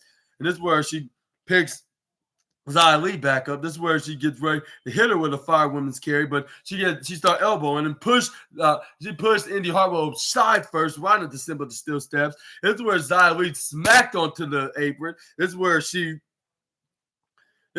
Irish whips her back into the ring. This is where Xia rolls out and back in the ring. This is where she starts stomping on the midsection of Indy Hartwell, like stomping, hit a double stepping stomp right onto the midsection. This is where the referee was doing his 5-second warning count, like 1, 2, 3, like get off, like that's enough. And this is where she start repeatedly to do it, like the second time when she stopped the first time.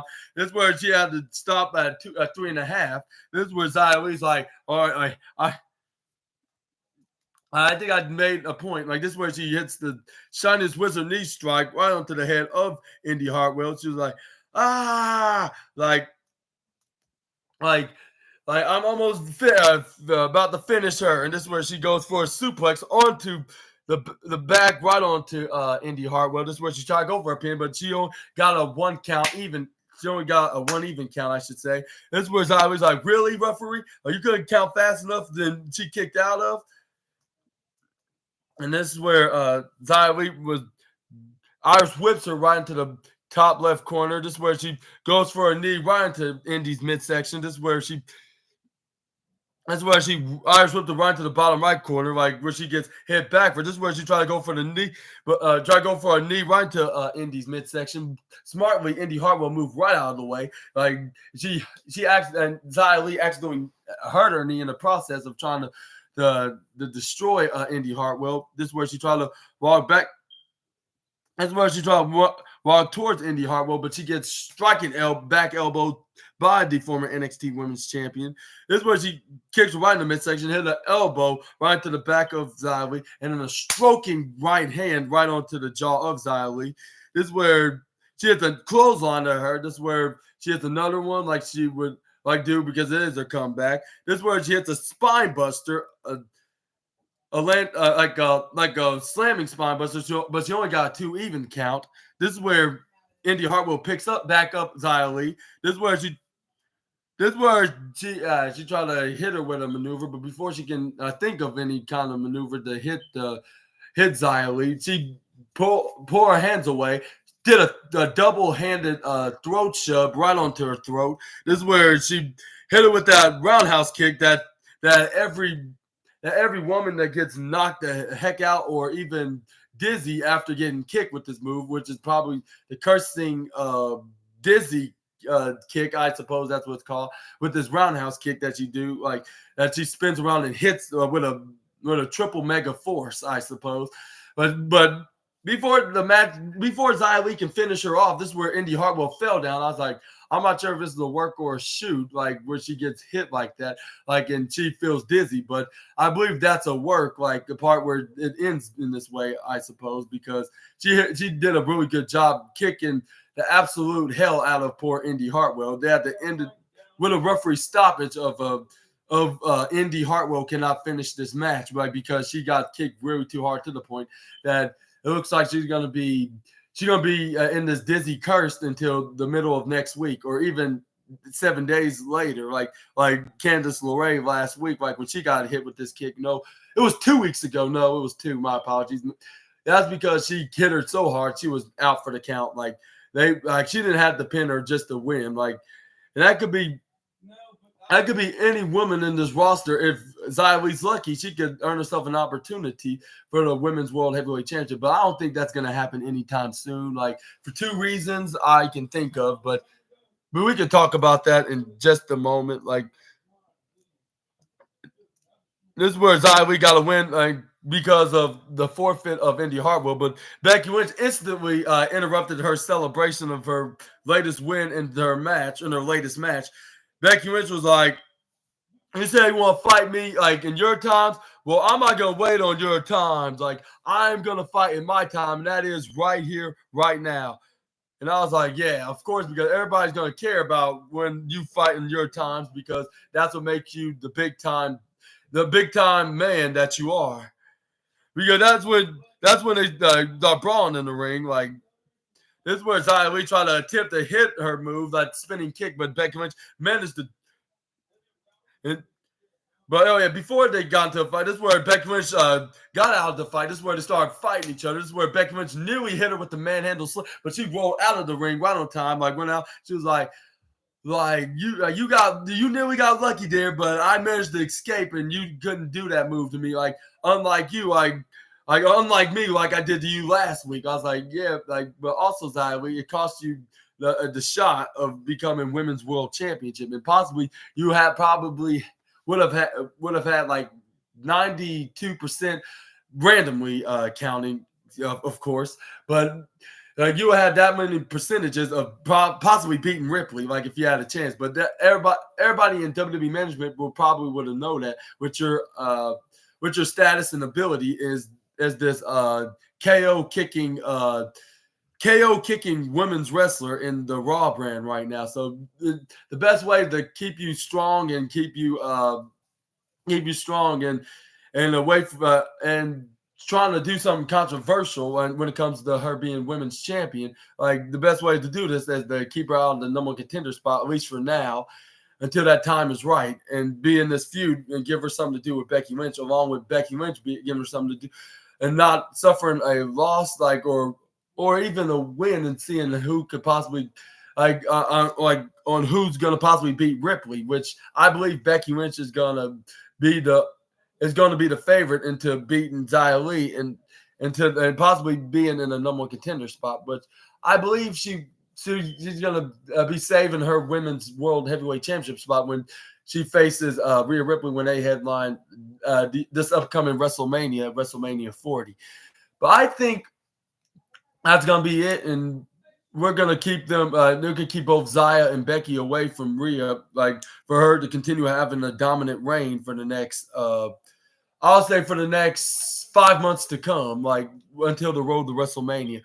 And who you think is going to win this feud when they face next week? Because Becky Lynch said, I'm tired of these shenanigans of you saying you're going to fight me in my times and doing these sneak attacks. And I make sure that Adam Pearce make this match official when we're going to face in our upcoming match next week at the Go Home, which is the Go Home show of WWE's Survivor Series Premium Live event. That's going to be a week from this Saturday.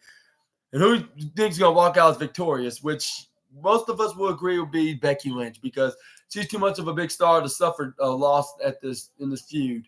I mean, it could definitely help Xia Li benefit a victory. Xia Li will absolutely benefit a victory off of Becky Lynch, and maybe they don't want her necessarily to win, but at the same time they don't want her to win, and then they would say keep pushing her to the point that she could face Rhea Ripley, but I don't think she's ready for a shot at Ripley's world title. Like, I'll say give her about a couple more months and maybe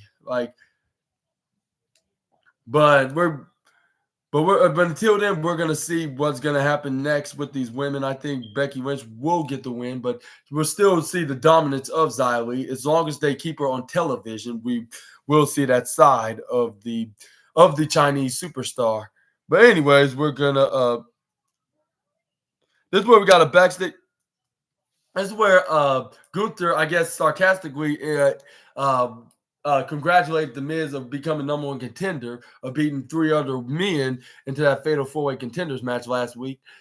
Which he was saying, congratulations, you really impressed me out there back last Monday. Like the most decisive victory. I would describe your number one contender win, which I believe that's a reference of it. Not he was not supposed to be the only guy that was supposed to win. It was supposed to be a draw, but Ricochet accidentally kicked out. But that's all you need to know about what happened last week. When it comes to the reality side of things, on this predetermined finish of this fatal 4-way match. But Gunther also said, and you have fun and games, and your fun and games are over because you know the rightful challenger was rightfully mine. And then this is where The Miz is like, all right, if you think I'm fun and games, then watch my match tonight and see if it is fun and games. Like, because I don't think you understand who you're dealing with right now. Because I do whatever it takes to win. He's like, I do whatever everyone else would not do. Like moment to moment, moment after for 20 years. Like there's a reason I held that title 8 times. In that Survivor Series, you're gonna be differences between longest reigning and greatest Intercontinental Champion of all time. I was like, yeah, that's true. There's a big difference off of that. Like, you might have an historic. That's one thing of being the historic longest reigning champion, but making the championship the most prestigious is a totally different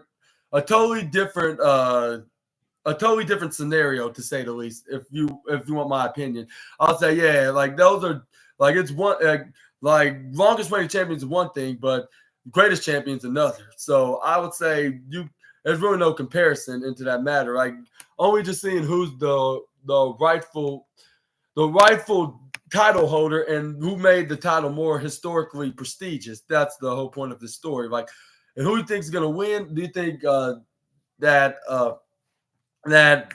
The Miz is gonna dethrone Gunther's longest reigning championship, or do you think Gunther's going to remain as championship, which I believe Gunther will do exactly that. And he's going to be more of a longest historical champion of the championship's lineage of the title from the past 40, I would say from the past 44 years of its existence. But anyways, this is where Gunther was like, I know exactly what I'm dealing with, Miz. For tonight, like whatever happens, like whatever the outcome may be between you and Ivar, you will not be prepared. And of a beating of a lifetime that you will receive at Survivor Series. And that's where he storms off. Like the Miz is like, oh really? Like you may have done that with many men, like especially men that are exactly your size or even double times your size. But don't underestimate me. That's that's the look he gave to Gunther when he walked out of there. This is where we do have the match with Ivar against the Miz, like up next on Monday Night Raw, like the match right before the main event, I suppose that I should call it. This is where we had a backstage segment with Baszler being a little supportive, like even though I could have had a chance, like, but you got lucky out there. And she was like, either way, Zoe, like hopefully you do prove Rhea wrong and bring the championship, bring the championship back to you. And then even Raquel was joining in. This is where Nia Jax was like, oh, you losers, like you just you're just thinking that Zoe's gonna win here, like, and you're just wishing upon the star, like I could do it, like double time. I'll be doing it like double time as much as even if you have a pinch of luck of beating Rhea. And this is where Raquel Rodriguez was like, oh yeah, if that's a fact, like how come you're not holding the championship right now? Like, well, I just oh, that's why, because no one's not really care what like no one didn't really push you, which is a reference of saying management don't really want to push her because they don't want to controversially do that, and WWE will get criticized for putting the championship, who was formerly known as the botched potato head girl that always botched her moves and injure her opponents. Which I don't think that's the case now. Like that Nia Jax is like.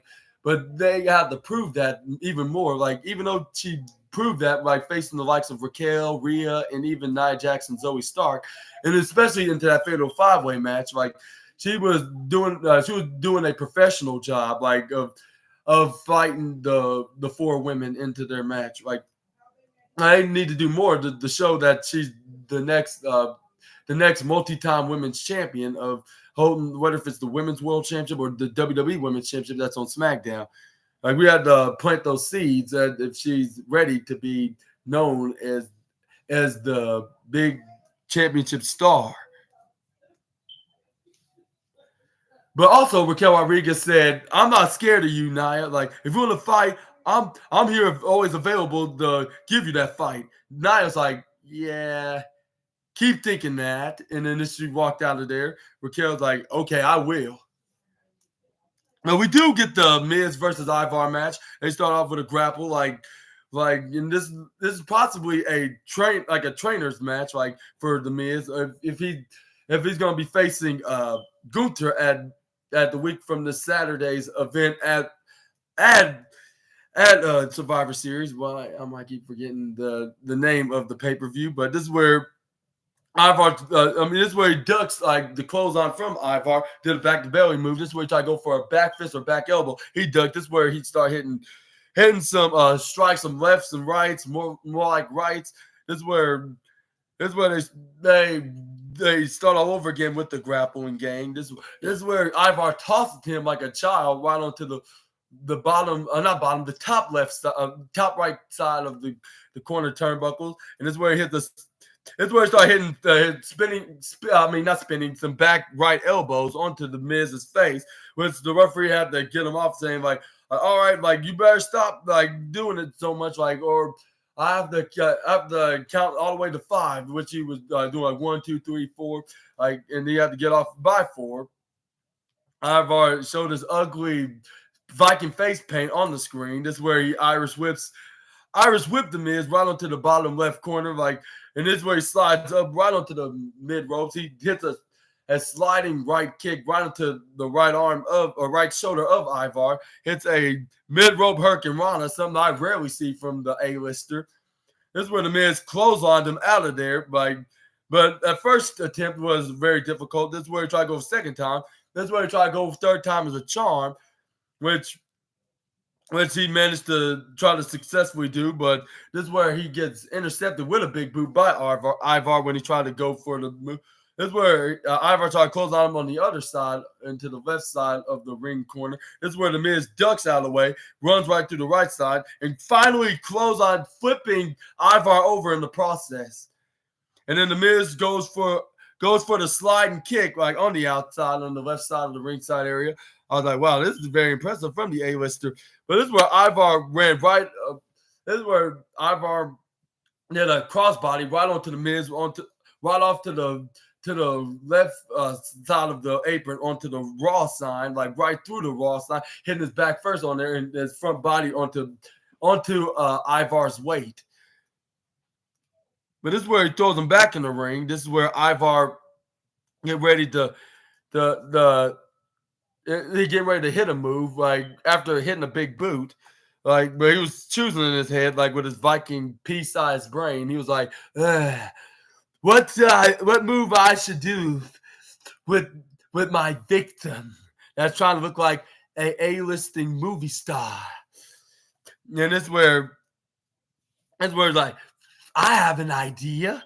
Like the gods are speaking to me. And before he can hit the move, he gets elbows right onto the Miz, hits the striking right hand, lefts, rights, like you hitting like if he was a boxer, but when he try to go for a right hand, he ducks, spins around, gets about to get back suplex, but luckily the Miz flips out of the Ivar's back suplex and still was standing, went onto the top left corner, gets boot right to the face by boots Ivar right into the face. This is where he kicks, do a super kick right into the midsection onto Ivar, kicks him up, back up. This is where he hits a big boot. This is where he runs, try to go for this is where Ivar try to go for a clothesline. He gets dug. This is where the Miz hits a flying head scissors and DDT, which was the second time I seen the Miz doing this maneuver.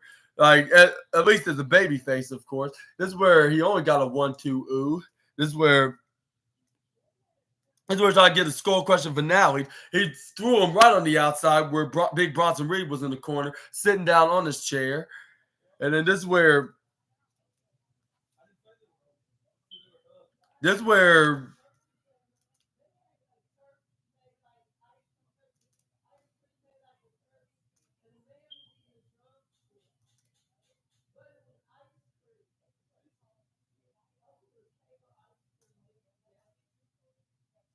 and this is where Ivar brings the Miz back in the ring. Let's see. And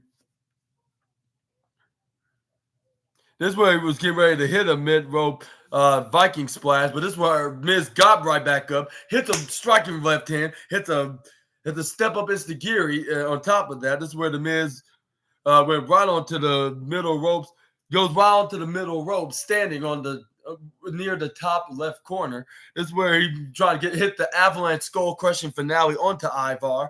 But this is where Ivar started elbowing him right into the jaw, like repeatedly, like twice. This is where he tried to go for the world's Viking strongest slam onto the mid ropes, which he successfully did. And I don't know how the Miz kicks out because the referee kicks out. Referee counted at 1. The referee counted to 2. The Miz kicks out like right before the referee can touch the mat, like at 2.999999999.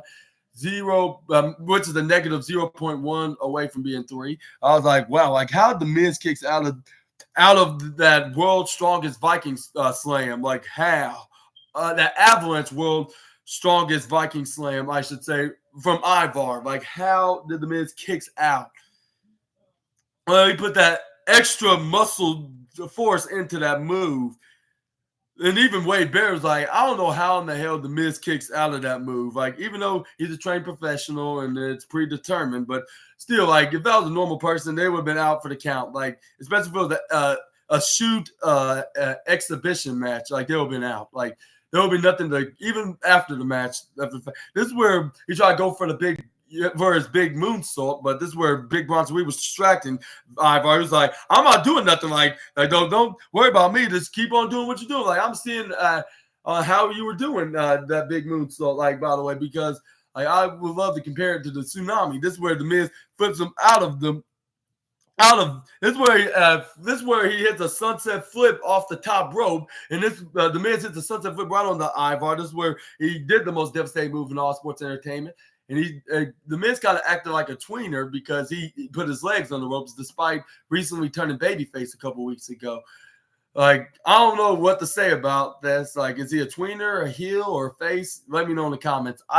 The way I'm seeing it, I'm hearing that he's a babyface, but he could be either one. I wouldn't put past anything at this point of the Miz. But anyways, this is where he did it, and he got the 1-2-3, and then he gets the victory against the Viking Raiders member. This is where Ivar's like, are you serious? Like, how did he got the roll up? Like, it shouldn't have been that easy. And then when he turned around, he gets brutalized like post-match by Big Bronson Reed because he ran them over with a huge tackle, shoulder tackle, I should say, or should I say belly tackle, like right onto him, like belly to belly. This is where he goes right on the top rope, hits his finishing maneuver, which is the tsunami right on the Ivar, which we see two big men, we see a two big men rivalry, like just started into this, like after Big Bronson Reed hit the tsunami to confirm things. And it looked like we're going to see big man slapping man meat. Let's hope show in front of Gunther, because Gunther will probably after he's done with the Miz, he's gonna go after Ivar and Big Bronson Reed, because after all, they're in the same show in the same company. And I'm not sure if he's gonna need to add them to the envy list if they start slapping each other with man meat, or slap each other with their hands and with their man meat, I should say.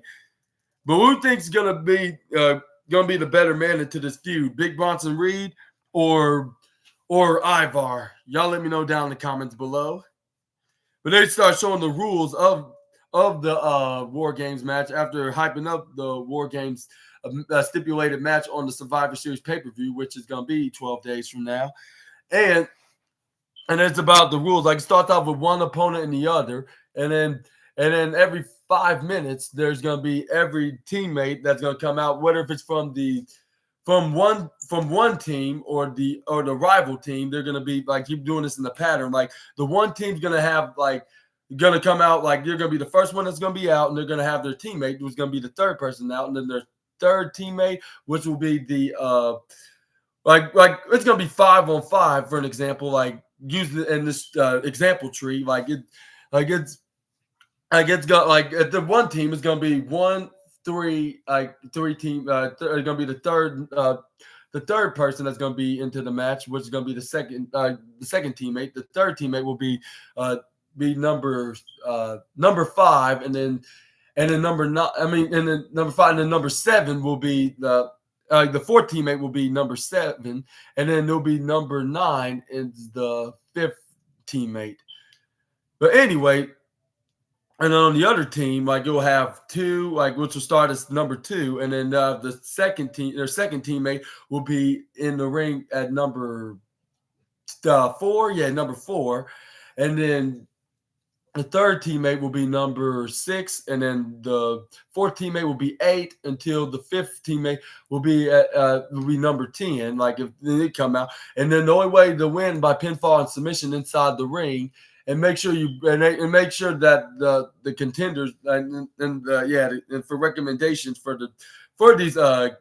these competitors, to make sure, if you want to bring weapons into the ring, like tables, kendo sticks, and chairs, and to make it more extreme, like, I would recommend you to get them under the ring beforehand, before you get into inside the double cage and the double ring, which to make it, because there's also no disqualification as well into this match, which you can play this match and you can learn the rules on the WWE 2K23 video game, which, like, and the only way to win is if all 10 men, or if it's an 8-man War Games match with 4-on-4, like, make sure all 8 or 10 men are in the ring at the same time, and make sure that all your opponents are down, and hit them with your respective finishing moves, like, or either of them, like with your teammates facing the other of your arch rival and their teammates, and you hit their finishing move to get the pinfall or the submission victory, of course, in order to win into this War Games match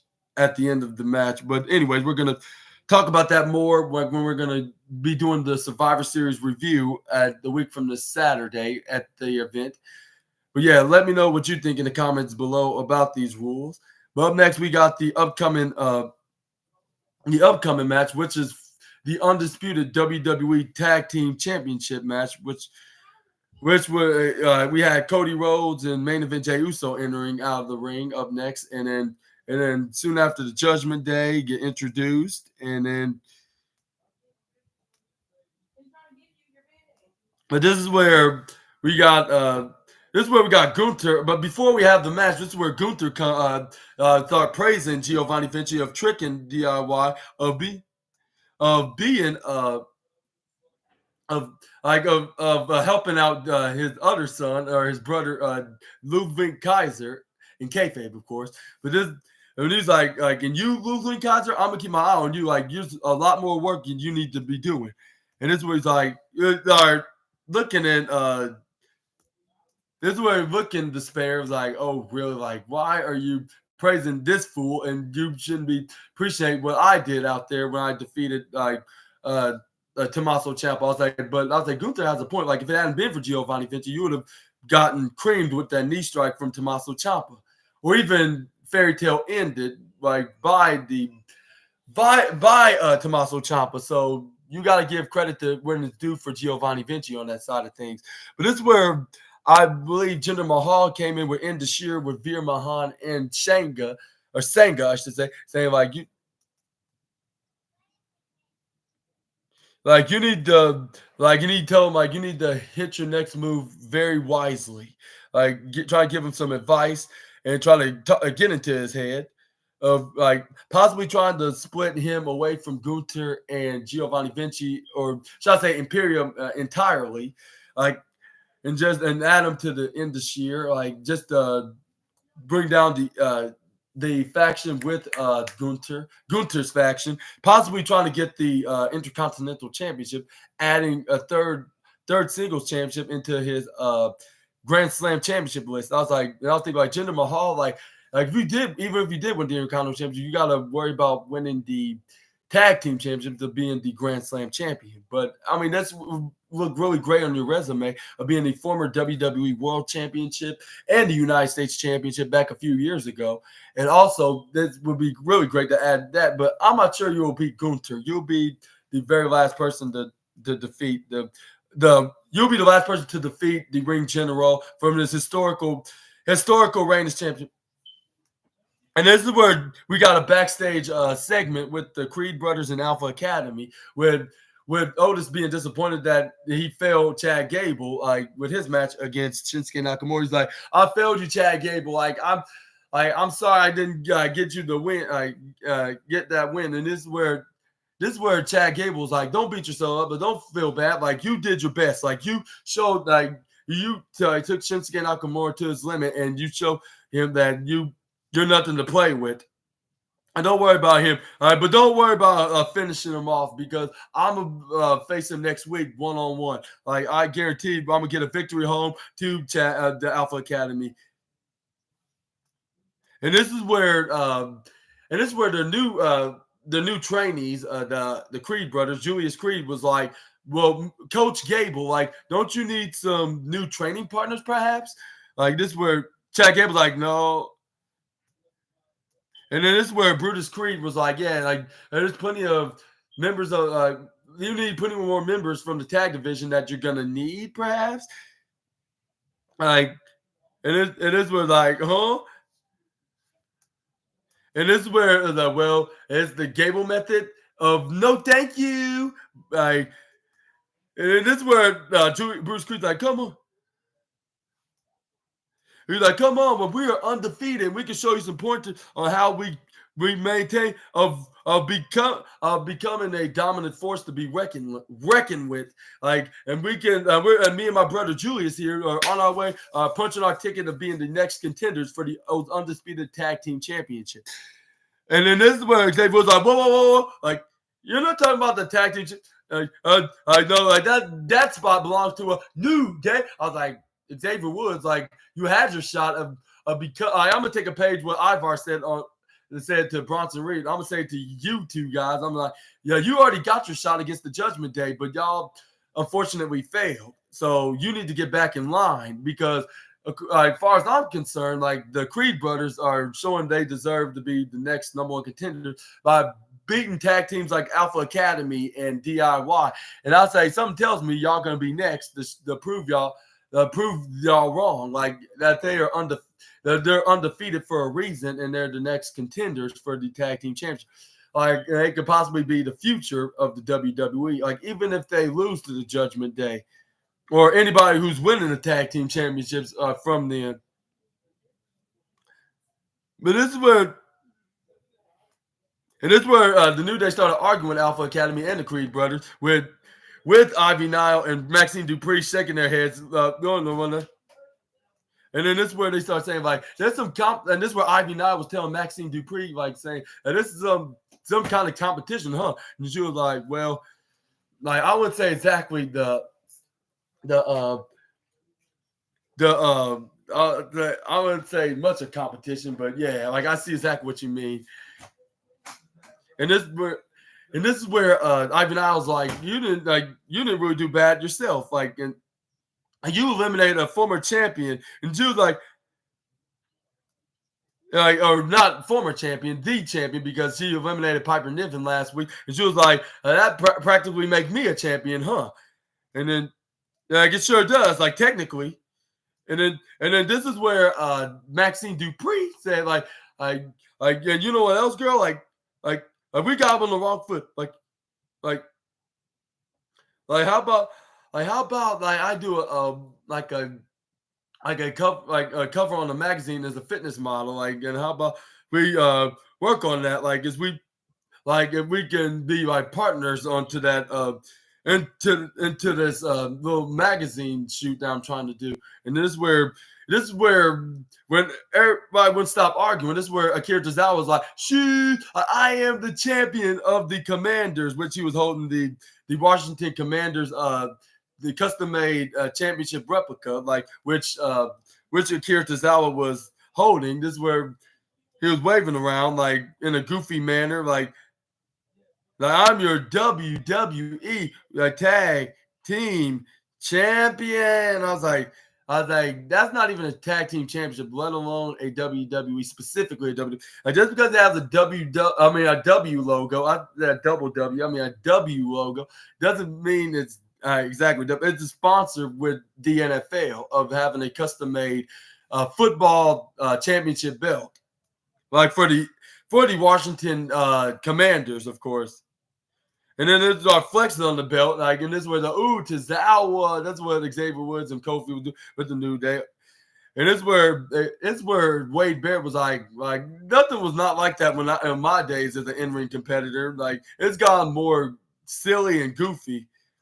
And this is where we got the advantage match, which I'm guessing it's some kind of a gauntlet match between the Judgment Day and Team Rhodes and Rollins, which, let's see who's going to get the advantage. Like, who's going to be 1, 3, 5, 7, 9, while the other team's going to be 2, 4, 6, 8, 10. Well, it's going to be the last minute of who's gonna walk out there as the favorites of the advantage, like of who's going to be in favor of who's going to get the more advantage and who's going to be the disadvantage of the War Games match. And then we also got, and we finally going to get this match with Becky Lynch against Xia Li next week, and Raquel Rodriguez and Nia Jax, with plenty of matches being announced, and also Chad Gable and Shinsuke Nakamura, which is going to be a full card for next week's go-home episode of Monday Night Raw. We finally do get the undisputed WWE Tag Team Championship match with Jey Uso against main event Jey Uso and Cody Rhodes taking on the Judgment Days, Damian Priest and Finn Balor for their titles, which would start off with Jey Uso and Finn Balor with they grappling in and out, and then this is where Finn Balor hits him, got him in a standing headlock. This is where Jey Uso puts him right to the bottom, and not bottom, put him in the right corner, like Irish him to the left, and this is where he tried to, I believe, shoulder tackle. So I believe this is where Jey Uso tried to shoulder tackle Finn Balor, but they start arguing back and forth. This is where they start hitting right hands, like left and right, like back and forth. This is where Damian Priest and Cody Rhodes came in. This is where they started brawling out like on each other, start beating the absolute shib right out of each other into each other's face. With Cody Rhodes getting the upper hand, start stomping onto Damian Priest. He rolled out of the ring. This is where Finn Balor had Jey Uso on the other corner. This is where he Irish whipped Jey Uso right to the right side ropes in the ring. This is where he hits him with a striking elbow, barely bringing down Jey Uso. This is where he hits Jey Uso right to the bottom, the top right corner. This is where he Irish whips him right into the bottom left corner, which Jey Uso managed to counter and hit him back first right into the turnbuckles. This is where Jey Uso's like, woo, yeet, you're not gonna be having you're not gonna have a pleasurable night tonight and in the morning too, because I just whacked you hard into your spine. This is where he twists the arm of Finn Balor. This is where he tags in Cody Rhodes. This is where he hits an elbow strike right onto the arm. This is where Cody Rhodes continue to twist the arm after Jey Uso was doing so. You try to go for a suplex, but Finn Balor flips right out of right, trying to flip right out of it. This is where Cody Rhodes was still standing at the same spot where he positioned the suplex, hit him with a face buster. This is where he puts him down, try to go for the cover, but Finn Balor kicks out at 2.1 seconds of the count. This is where Cody Rhodes continued to twist that bad left arm, put him in a chicken wing hole for Jey Uso to hit a stomp right onto the midsection of Finn Balor. This is where Jey Uso was like, what you gonna do about a big Punisher over there? Like looking at Damian Priest. This is where he got maybe a bit too distracted because Finn Balor got back up and stomped him right in the midsection. Irish whip him right onto the bottom right corner, his corner with Damian Priest. Speaking of the Punisher, he got tagged in by Finn Balor. He struck Jey Uso in the face with a blasting forearm. This is where Damian Priest started taunting Cody Rhodes. He was like, what are you going to do about it? How are you going to save your best friend, main event Jey? And he slammed him right back into his corner, into the bottom right corner, hitting some striking uppercuts and stomping him right onto the bottom right corner. This is where the referee had to push him back, he's saying 1, 2, 3, 4. I'm warning you, and this is where he had no choice. You got it off at the count of 4. This is where Finn Balor stomped on Jey Uso a little bit, until he stepped and started taunting the fans, which they were booing 50% of the fans were booing the Judgment Day the Judgment Day's tag team members when they started doing their Judgment Day pose. And it was boo, and they're chanting for Cody, Cody, Cody, Cody. This is where he picks up main event Jey Uso, tags in Finn Balor. This is where he Irish whips right to the left side corner. This is where he did the striking super kick right into his midsection along with Finn Balor kicking him right into the head, and then hit that mixed martial arts sliding kick along with Finn Balor hitting the scissors kick, which is taking a page out of Booker T's playbook. This is where he tried to go for the pinfall, and this is where he tried to go for the pin, but we got a 2 even count. And I was like, Finn Balor, you're doing that on the wrong show. You should have done that when you were on NXT just to take a shade onto the 5-time WCW champion. This is where he puts Jey Uso in the headlock right into the middle of the ring. This is where he trying to make Finn Balor have nowhere to go. This is where Jey Uso trying to get out of the grass that Finn Balor had him on. This is where he started trying to do the gator roll, and he turned into some kind of a Luke Death press kind of punch strikes onto the head of Jey Uso, started stomping onto the main event player. This is where Cody Rhodes got back in the ring, and Damian Priest went back. My special lightsaber. Hope I get a gig.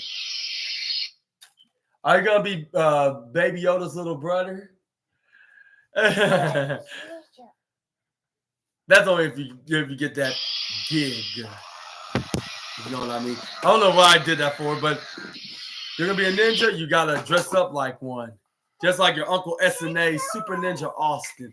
Anyways, we're continuing to talk. With Cody Rhodes getting back and ready to start brawling with Damian Priest, start throwing fists at the Punisher of the Judgment Day, while Jey Uso and Finn Balor continuing their fight into the other side of the ring. That's where he throws Balor out of the ring, Jey Uso, while Cody Rhodes throws Damian Priest out of the ring. That's where they start continuing their brawl on the outside, while Jey Uso was continuing with Finn Balor, with Cody Rhodes throwing Damian Priest back in the ring, along with Jey Uso doing the same. But the referee had to get things back in order. This is where Damian Priest kicks him right in the kicks Cody Rhodes in the midsection, throws him back in the ring. This is where This is where Finn Balor hits a knife edge chop and attacking Cody Rhodes, Irish whipping back in the maneuver.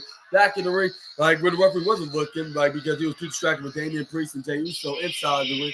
But Jey Uso was like, you don't see that? Pay attention, referee. You're allowing Cody Rhodes getting attacked by Finn Balor. Here you go, Birdie Bird. This is where he got thrown back in the ring. This is where Finn Balor managed to get tagged in. Anyways, he started brutaling Cody Rhodes with the chops onto Cody Rhodes. I was like, and it's bad enough at the beginning of this year. He got enough of that from Gunther. And speaking of Gunther, if you're not careful, Finn Balor, you're going to be also added to that envy list if you don't cautiously use those chops and don't use it as a joke. This is where he Irish whips him right to the bottom left corner. This is where Cody Rhodes kicks Balor right into the face. This is where he trying to go for possibly a suplex, but Finn Balor go out of it, going for abdominal stretch right onto Cody Rhodes, trying to stretch the abdominals out of his body. This is where he and trying to make him tap, but Cody Rhodes was the last thing that the American Nightmare was gonna do. This is where he was like, I'll never tap. This is where Jey Uso's like, come on, Uso, come on.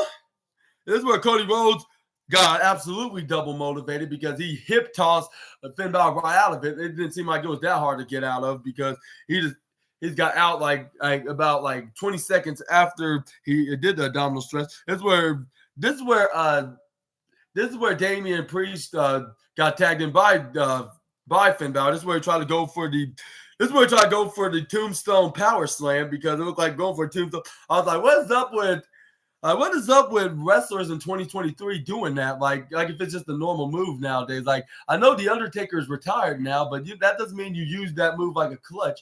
All you wrestlers, modern day wrestlers, instantly lay off the move just a little bit, and only use it when it's a special occasion rather than just a normal move.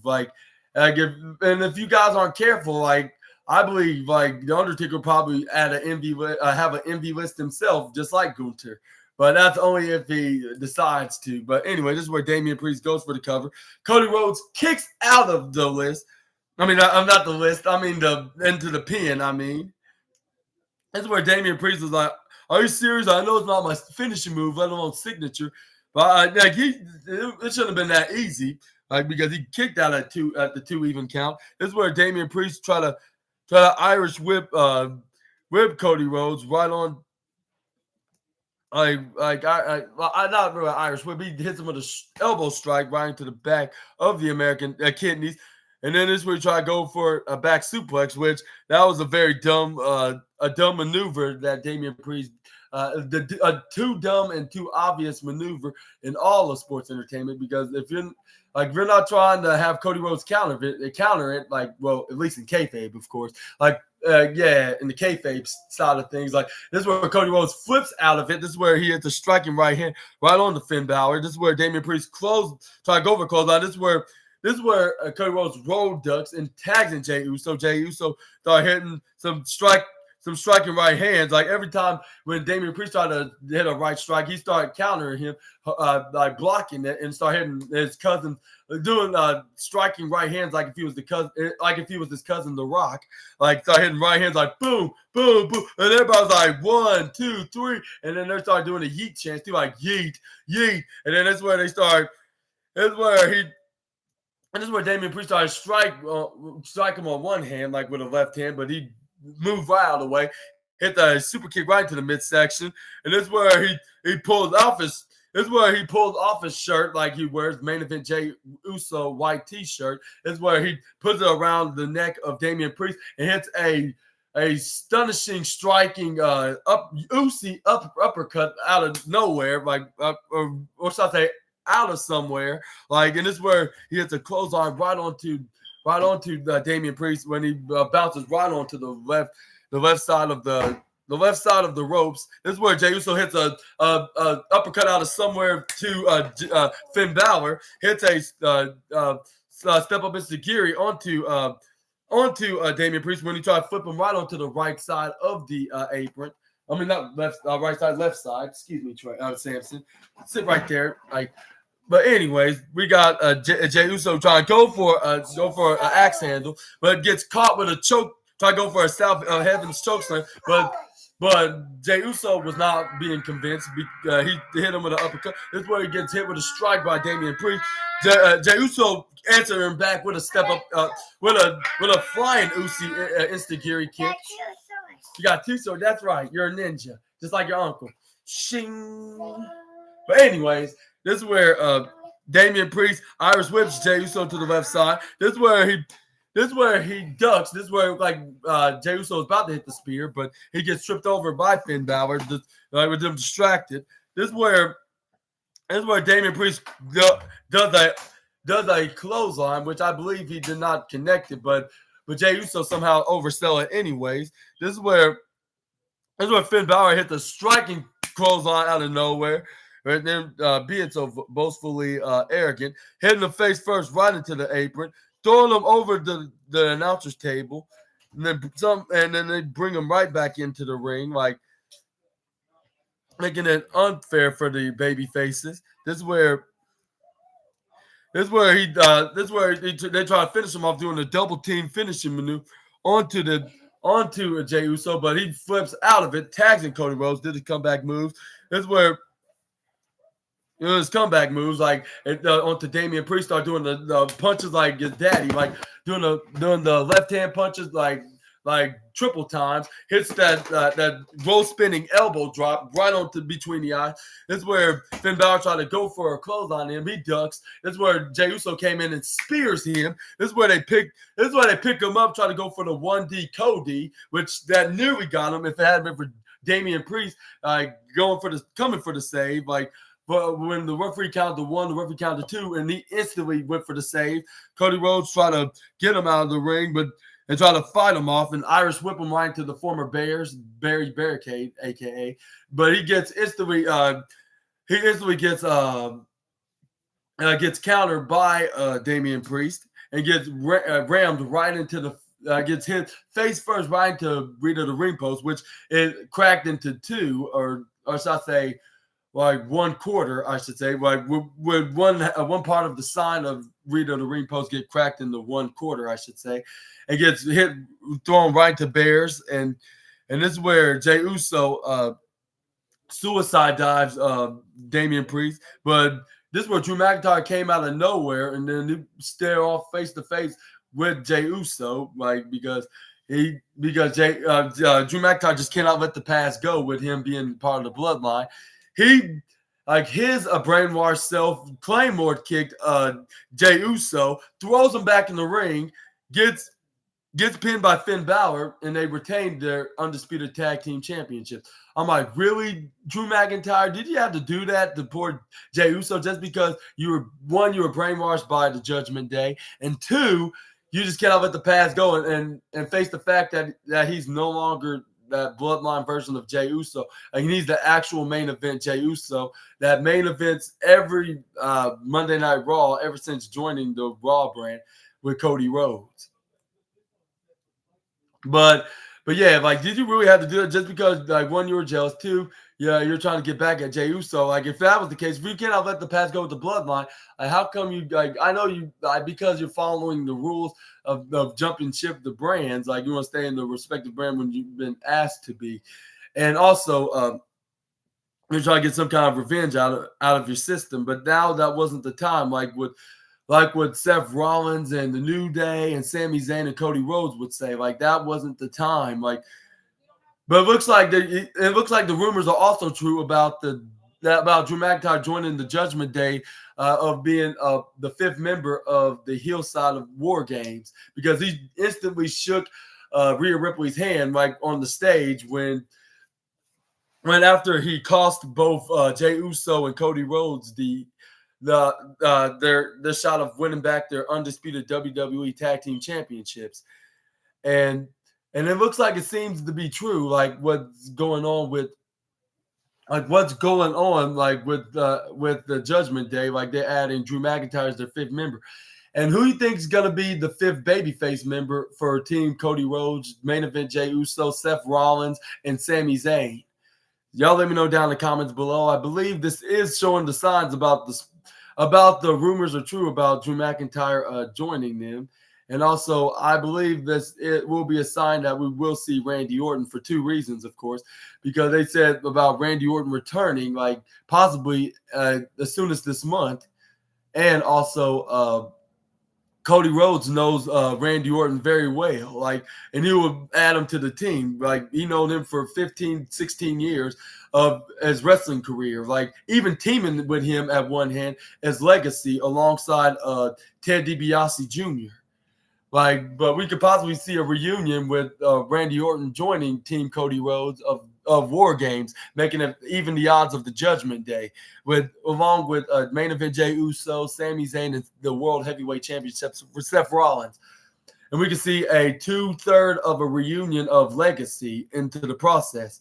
But what do you think was going to happen on the road of Survivor Series War Games? And who do you think is going to be the babyface?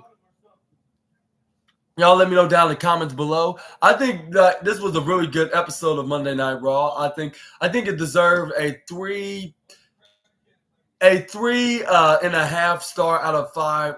3.5 star out of 5 out of this list. And how would y'all rank Monday Night Raw? And what do you thought about Monday Night Raw? Sound off in the comments down below. I'm happy for that you guys watching to the very end. And I hope you guys enjoyed it. And if you did, please give me a huge thumbs up. And comment down below on what was your favorite thing about Monday Night Raw. Subscribe. Click the bell notification so you won't miss my upcoming list of my upcoming videos, which will be my next wrestling news video, which is episode 123, which will be part 40 of the wrestling news on my SNA podcast. And yeah, I've been your host, Super Ninja Austin, on this latest edition on the 100th episode of the SNA podcast. And this was my 14th review of Monday Night Raw. And also, I will have the NXT. Okay, you got Sammy's leash? Glad to see that. But anyways, we're going to be talking about the NXT review, which will be up next at NXT, which will be after, a few hours after I do my wrestling review. My wrestling news review, my wrestling news, when we're going to talk about the wildest wrestling news stories and rumors that you SNA fans need to know, which I'm going to be doing the research on Sportskeeda. And I see you guys then. I hope you all have a great Monday night, and I'll see you all tomorrow night. And I'm glad I can review this video for you SNA fans out there. In the meantime, I'll see you guys tomorrow. I'll see you guys tomorrow. But in the meantime, just keep yourself entertained onto my wrestling reviews from the last 3 months of doing this.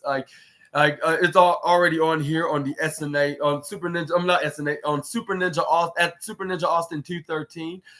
Make sure you can check that out on this channel that you're watching this video off of on YouTube. But yeah, I'll see you all tomorrow afternoon, and until we meet again, Super Ninja Austin, the assassin, is out. Bye-bye, my SNA fans. Good night.